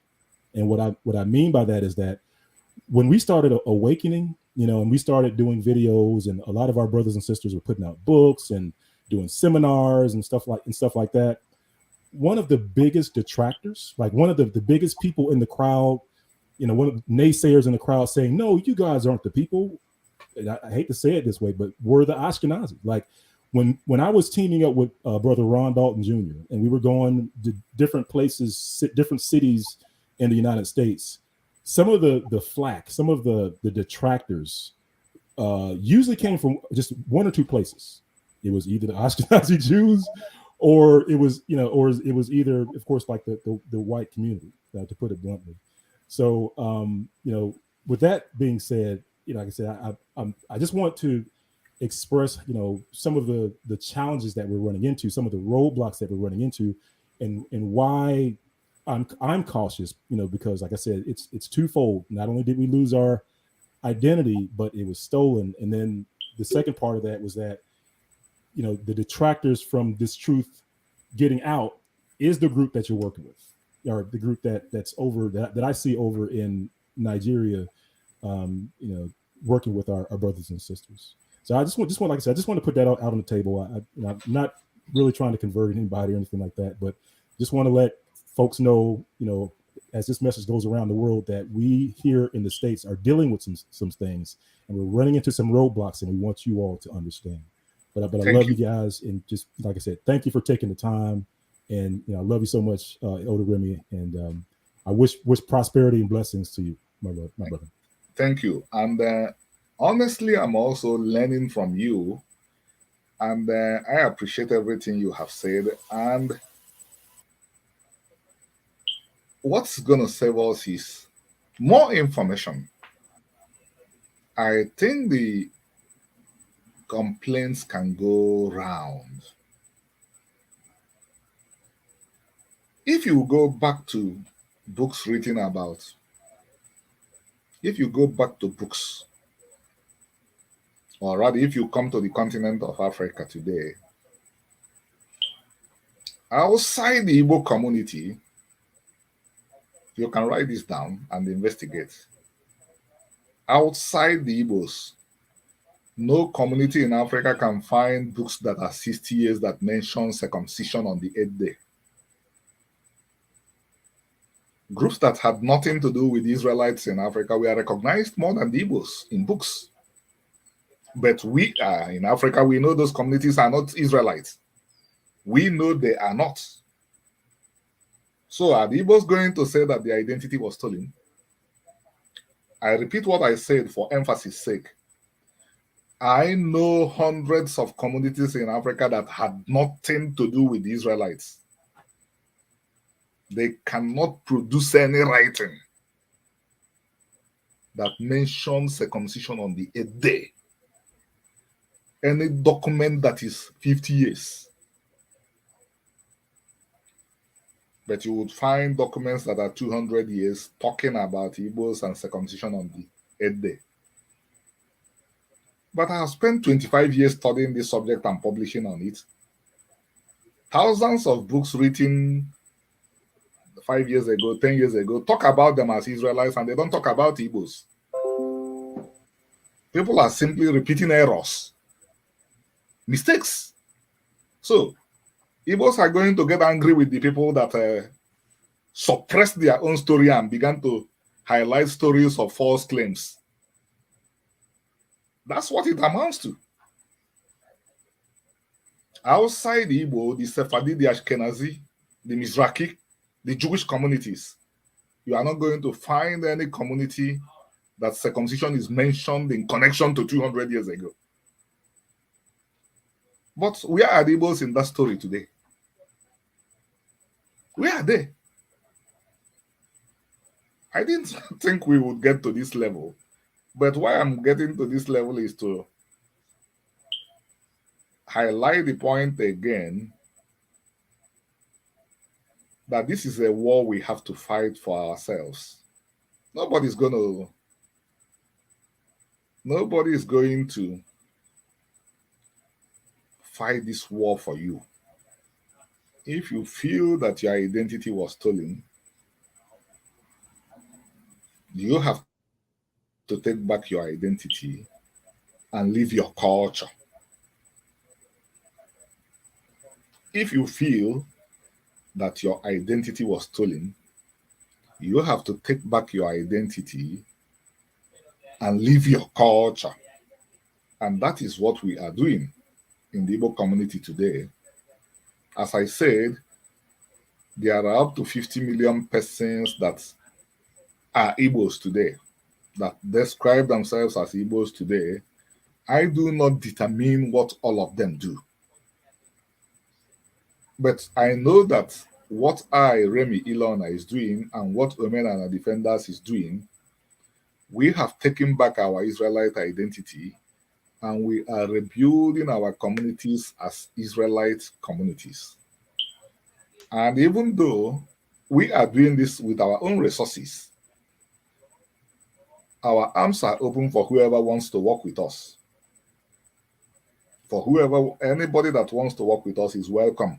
And I mean working with us as equals. If Women and Defenders wants to deal with the state of Israel, it deals with the state of Israel as equals. If it wants to deal with the African American community, it deals with it as equals. We don't impose our will on anybody. We don't accept anybody to impose their will on us. We know who we are. We know our culture. We try to live by it. I yield. And sister, if you don't mind, can I say something real quick? Yep. And just to Elder Remy, I just want to make it clear. I definitely understand everything that you pointed out, even what you shared, and I hope that people grab hold of what you stated about the Ashkenazi Jews from learning how to build, because we have to say, call it what it is with accuracy. They have a system. They actually applying many of the the biblical principles of Torah, and look at how quick they were able to build and rebuild. So I definitely understand what you pointed out with that, and even the other point that I want to make, and I use this as an example when we read in about this is after the Northern Kingdom, Southern Kingdom, Israel divided. They had a threat, right? The Moabites, right? They had a big threat, the Moabites, and the Northern Kingdom, the Southern Kingdom, and the king of the Edomites all unified to come together. Moses made it clear that the Edomites is the brothers of Israel. Made it clear in Torah. So the point that I'm making is there's a bigger threat that have no care in the world towards our disagreements, right? We know that Edomites did not like the Israelites. We know that the Northern Kingdom didn't like the Southern Kingdom. But when push came to shove, there was a bigger threat that did not care about their differences. That bigger threat just wanted to take them all out. When we look at 70 AD, the Romans did not care who was the Northern Kingdom or the Southern Kingdom. They just wanted to wipe out everyone. They didn't care whether or not you believed in the Messiah. They didn't care about whether or not you didn't believe in the Messiah. Their overall agenda was to wipe out the entire demographics of our people from that territory.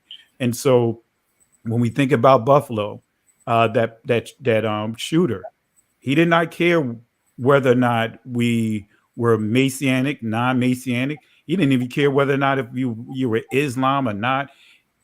He just looked at our skin complexion, and knowing that we were not part of his community, so to speak, and he felt like we were a big threat and didn't care about all those differences that we may have internally. From the outside looking in, all of us look like a threat to him. And I believe that's the point that you're making. And I just want to reiterate that to those that are watching. We're going to have differences. Nehemiah, when he rebuilt Jerusalem, he focused on getting everyone on one common cause, starting with building a wall. Then he began to address internal issues among the community, not outside of the community.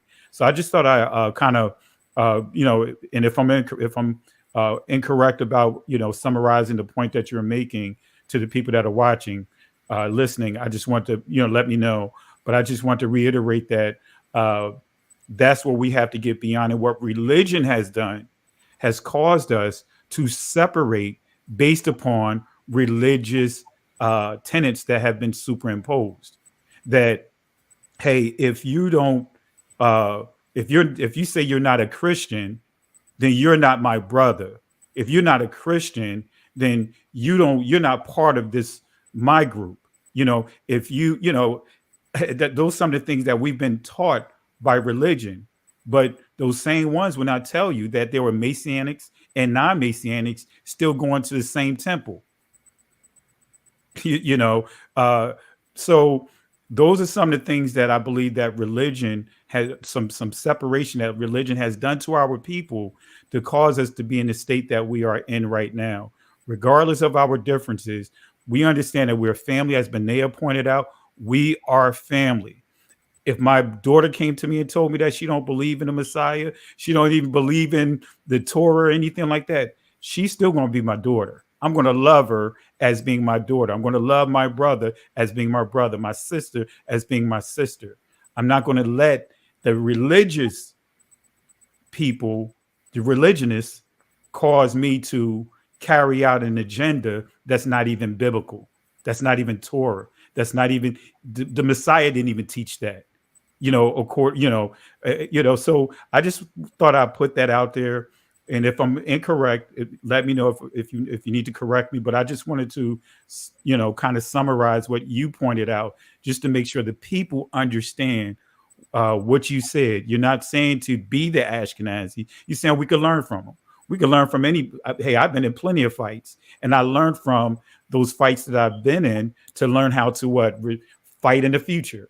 So I'll turn it over to you, Elder. And I'm saying you got it 100% correct. There is so much to be learned from everybody. I know Ashkenazis that are studying Igbo culture right now. And what I'm going to say is, in order not to just seize the flow again, is you summarized everything I said perfectly. You summarized it perfectly. What's going to see us through is to continue building, and then we will get to where we should be. If no doubt we will be vigilant, but we should not be distracted. Thank you. Absolutely, Elder. All right. All right. Go ahead, finish. And I had another question, and I just see if you were able to provide that with provide clarity on it. What tribe or what particular tribes, far as of Israel, do the Igbo in the oral traditions identify with? Whether it's Judah, whether it's Gad, which one of the or is there one particular, or is it a multiple? What tribes do the Igbos identify with in terms of connection to Israel? I definitely respect the research that many of my compatriots have made, but I'm saying with total sense of responsibility that I have been on this subject more than anybody alive today, this particular subject. I have published 21 books on it, and more are going to come if God keeps me alive and healthy. If you go through the literature outside my works, you would find a lot of writings that say Igbos are descended from Gad. The writers are simply stating what is part of the oral traditions they are familiar with. But the relatable fact, the truth, is that Igbos descended from the 12 tribes. The Levites among the Igbos still do, I said this 3 times, what the Levites did in biblical times. And I do not know if you would find what I'm telling you outside the Igbo community today. The traditions of biblical Israel, the traditions of early Israel are alive only in the Igbo community today. Everywhere else, they are gone. I'm not boasting. I'm stating history. Why I'm stating history is so that my colleagues in academia will sit up. So that they will sit up. The era of people just writing speculations should be gone. Fortunately, what I'm going to tell you now entered literature in 1956-58. Otherwise, people could say, there are mischievous people all over the world. People could say that Remy Ilona is just making up what he told you. What I'm going to tell you now entered literature in 1958, before any of us was born. And Igbo took his life by hanging himself. The Torah told us what's going to happen if an Israelite took his life by hanging. The Torah said that the body is profane, is an abomination.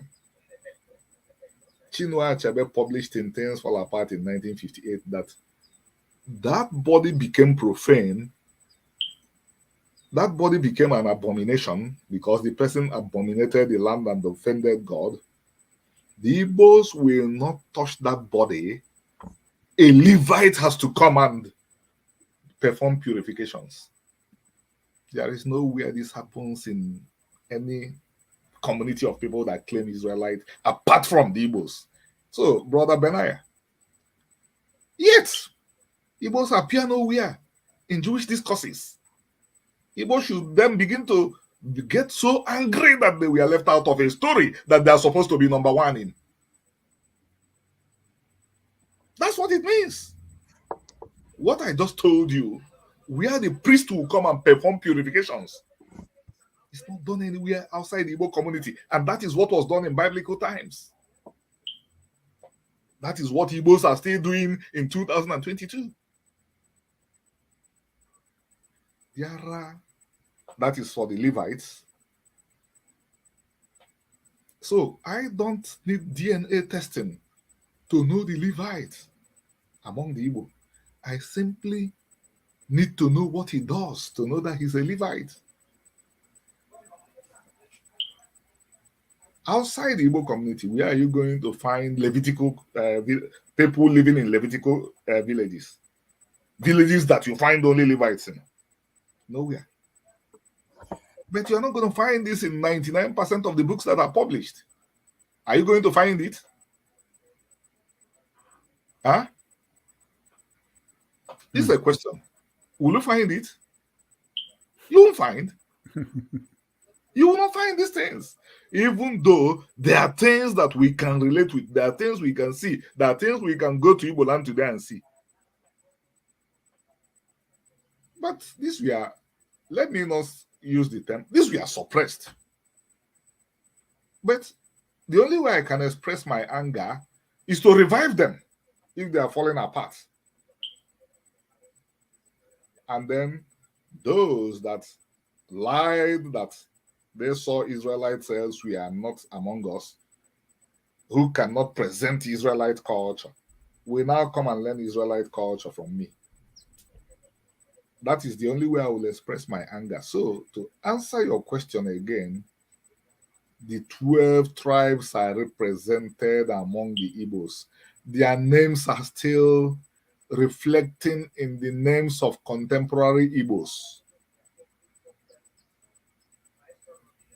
The Igbo that came from the tribe of Maneche, the name of his community could be Ichi or Amechi.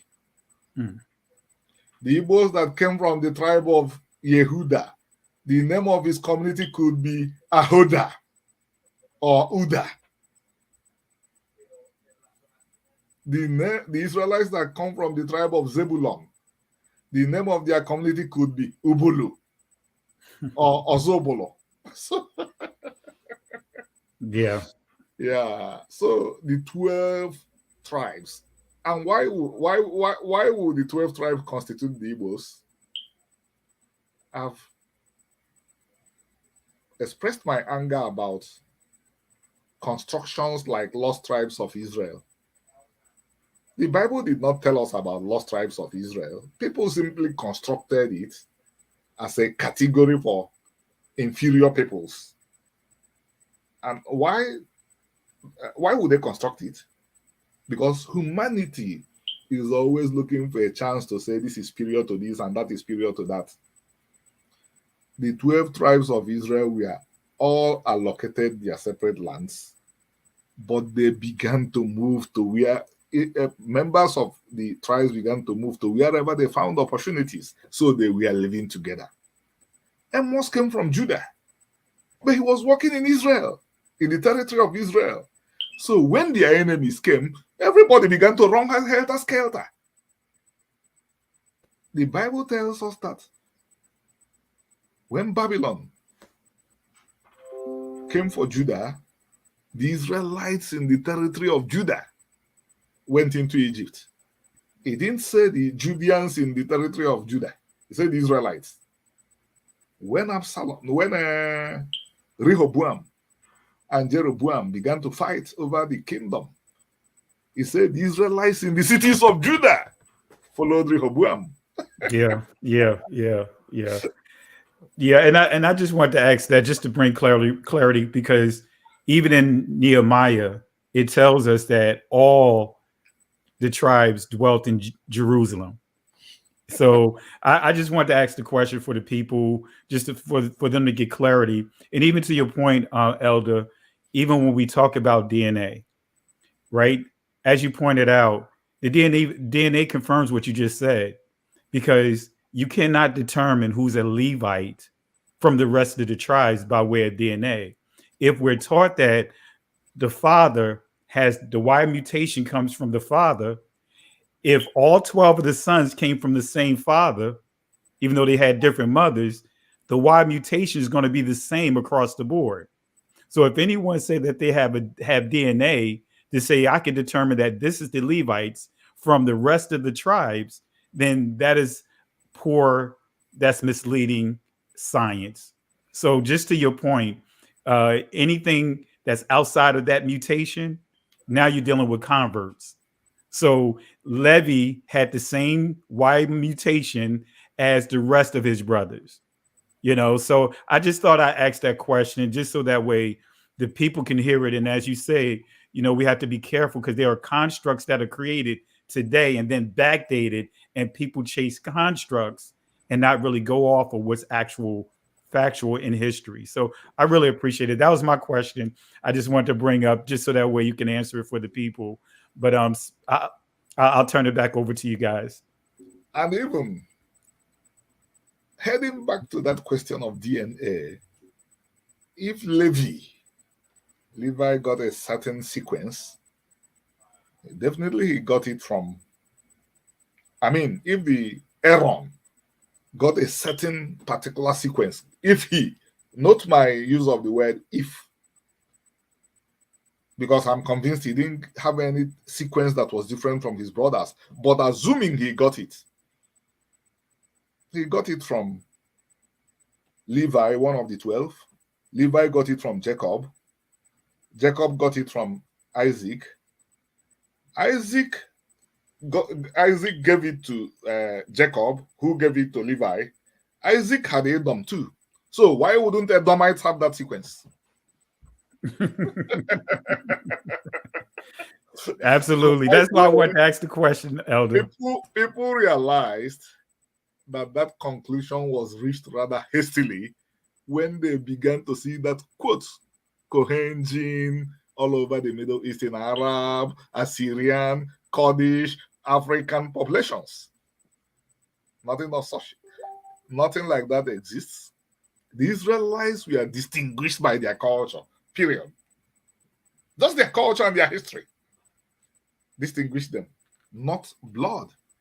When Abraham was summoned to leave his kith and kin, his blood did not change. What changed was his culture.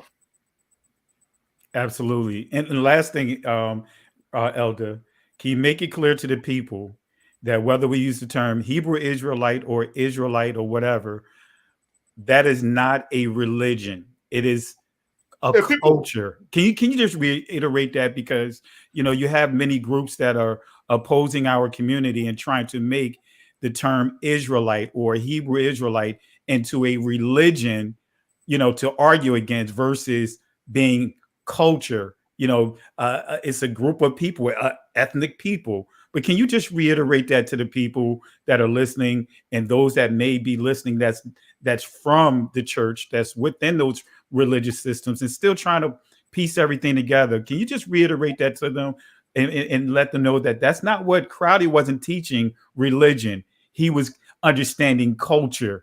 He was understanding who he is and was teaching culture, not a religion. Can you give clarity on that? Yeah. I may not be the greatest authority on Crowdy, and Maya and I admired so much.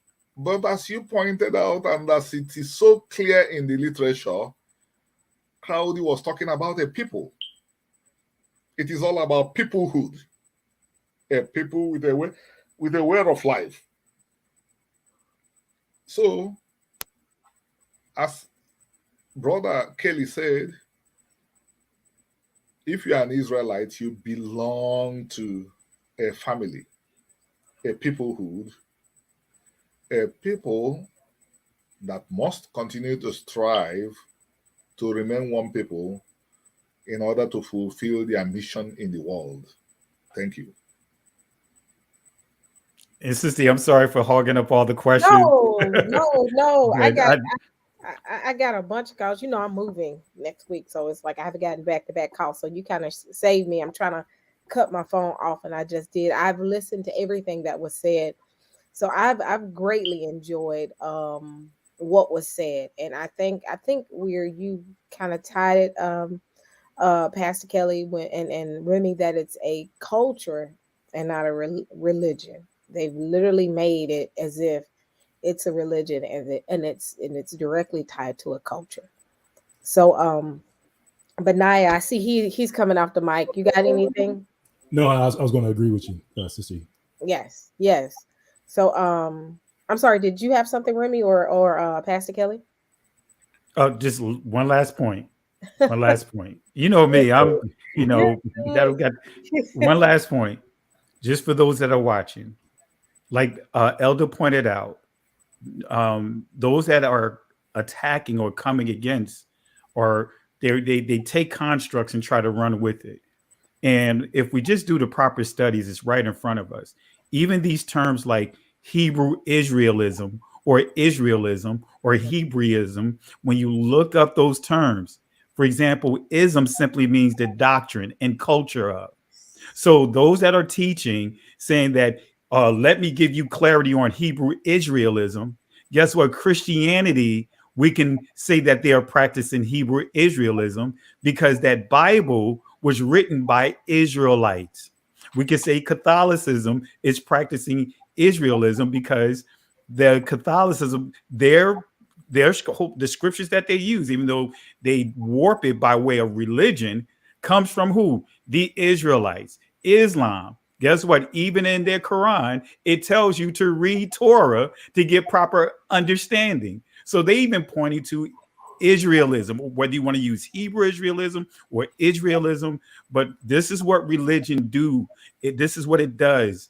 It take constructs and create arguments and have people not thinking, as Elder pointed out, for ourselves. Say, wait a minute, that doesn't make sense. Let me look up that word. Wait a minute, you mean to tell me Israelism, Hebrew is Israelism simply means the doctrine of the Israelites? So the Bible, anyone that's practicing the word that are not blood descendants of Israel, that you are converts, you're practicing Hebrew Israelism, right? But guess what? It's culture. Let me say that again. It's culture. It's not a religion. It's only a religion to those that want to push additional agendas. So with that being said, I'll zip it. Good.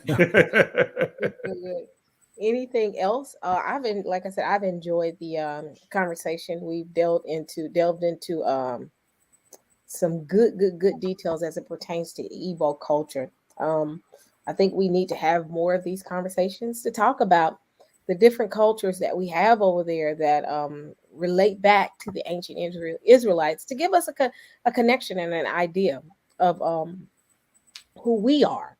And people have to understand that this has been a walk of who we are and not what we believed in, because we pretty much believed in I pretty much believed in the same thing I've believed in as far as the faith my whole life. It's just the culture part has always been that disconnect of who am I? Who am I far as a people?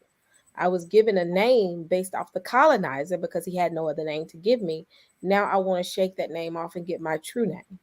If it be Igbo, if it be Limba, if it be Yoruba, if it, whoever it may be, and I'm just saying it. I want to understand in this journey who I am. So I think that Remy brought up great points, and I've enjoyed this conversation. It was very edifying. I will be purchasing some books. Definitely going to be purchasing some books, especially the one that tied to the DNA and the Igbo that I saw. And I put the link in the pinned the link in the chat. If anyone wants to purchase any of Elder Remy's books, is it any questions? Any last statements before we close? I'll just start off with, and I'll let everyone. But I just want to reiterate, even though you may, we're not going to agree on everything, right? Many are not going to agree with everything I have to say. Not everyone is going to agree with everyone on this panel. But one thing we have to agree, we are a family, and we should not allow our disagreements cause us to continue to isolate ourselves from each other. So we're all family. And so I want to say it again, I may not agree with everything that everyone is saying and vice versa, but that does not negate the fact that we are family. So when I bring up Crowdy, when I bring up other people, doesn't necessarily mean I agree with everything, but one thing I will agree with, their family, and I'm not going to disregard what he's done or others tried to do to wake up our people. I'm not going to disregard the works of Martin Luther King. I'm not going, as Elder Remy pointed out, I'm not going to disregard the works of Malcolm X. We could go right down the list of others tried their hardest to unify our community, even though they didn't have the same belief system per se. But guess what? They made an effort to try to do one thing that we keep asking for, is bringing unity among our community. So with that being said, thank you again, Elder. And I would like to, Elder, if you're available, I would like to get you on We Woke Now. I'd like to talk to you offline just to pick your brain, some more. And again, thank you. And afterwards, I'll get to my yard work. That's why I got my yard clothes on, so forgive me. So that way I won't be in the doghouse for not having my yard done. But thank you again, Elder Remy. And I really appreciate you. Love and respect all that you do. Sister E, thank you for having being proactive and bringing about this panel discussion. And like always, thank you, cousin Benea. I have some things done that I text you on, and I'll reach out to you offline about that as well. But love you guys. Appreciate you guys. Thank you very much. I appreciate every moment spent with you guys. I'm always available. Anytime you want me to chip in my contribution, feel free to call on me. Thank you. Yes, we'll definitely be bringing you back, Remy. I want to have some more conversations with another panel, a couple of more panel conversations. And like I said, I've enjoyed it. I've thoroughly enjoyed it. I've learned a lot, especially about the Igbo culture and how they connect to ancient Israelites again. This was really good. So, Benaiah, do you have anything? You didn't have to switch cameras about 2-3 times. I'm just listening. Yeah, well, I was on my phone, and I could see the battery just going down. So that's why I had to switch over to my other. Anyway, I had to switch over to my desktop. But yeah, I just wanted to echo the sentiments of my cousin, Pastor Kelly, and Sister E. And thank you so much, Elder Remy, for taking the time out, like I said before, for coming out and sharing your thoughts and your ideas. It was great to exchange. Because like I said, one of my pet peeves, as far as being one of those folks that are putting the hand to the plow and having to help try to get this message out. I do see the folks that are working against trying to get as far as the message getting out, right? And I just wanted to make sure that we are on the same page, or at least we're aware of that. Not necessarily from an anger perspective, but just know when I go outside and I start doing this stuff, there's usually a group of folks that's over on the corner that's trying to prevent this from going out. But anyway, but yeah, thank you so much for coming out. Really appreciate it. Please give our love and prayers to your family and friends back in on the continent. I do look forward to maybe like my cousin said, fellowshipping with some of our brothers and sisters. I'm not sure if you're tied into some of the other elders that I saw Rabbi Shapiro fellowshipping with, because it was also another group of elders that was out there, and they pretty much were echoing your same sentiments as far as the history of the Igbo and what tribes and stuff that they were from. So I'm not sure if you're tied into those elders as well, but just want to definitely put out the invitation that like to keep it going, keep the conversation going. So thanks for coming out, Elder Remy, and Most High bless you. Thank you, brothers and sisters. All right, Remy, Elder Remy, since you are our guest, do you have anything else before we close up? Just to reiterate that I love every moment I spent with you. I love the time. I love the learning. I learned so much from you. And let's meet often. That's the way for kinsmen and women to remain connected. Yes, yes. All right, family. Well, thank you all so much for joining us. If you have any questions, Elder Remy, can you let them know what's the name of your channel? So if some people want to connect, they can be able to connect. Just Remy Ilona. All right. All right. Well, you all go check out Remy Ilona's um, YouTube page. And I know you all have already subscribed to Benaya, and we won't. If not, please do that as well. So sub these channels. We thank you very much again, Elder Remy, for coming on and giving us this great information. And guys, thank you all for joining us. And just stay blessed. All right. Thank you. Good afternoon. Good evening. Afternoon. Or good afternoon, rather.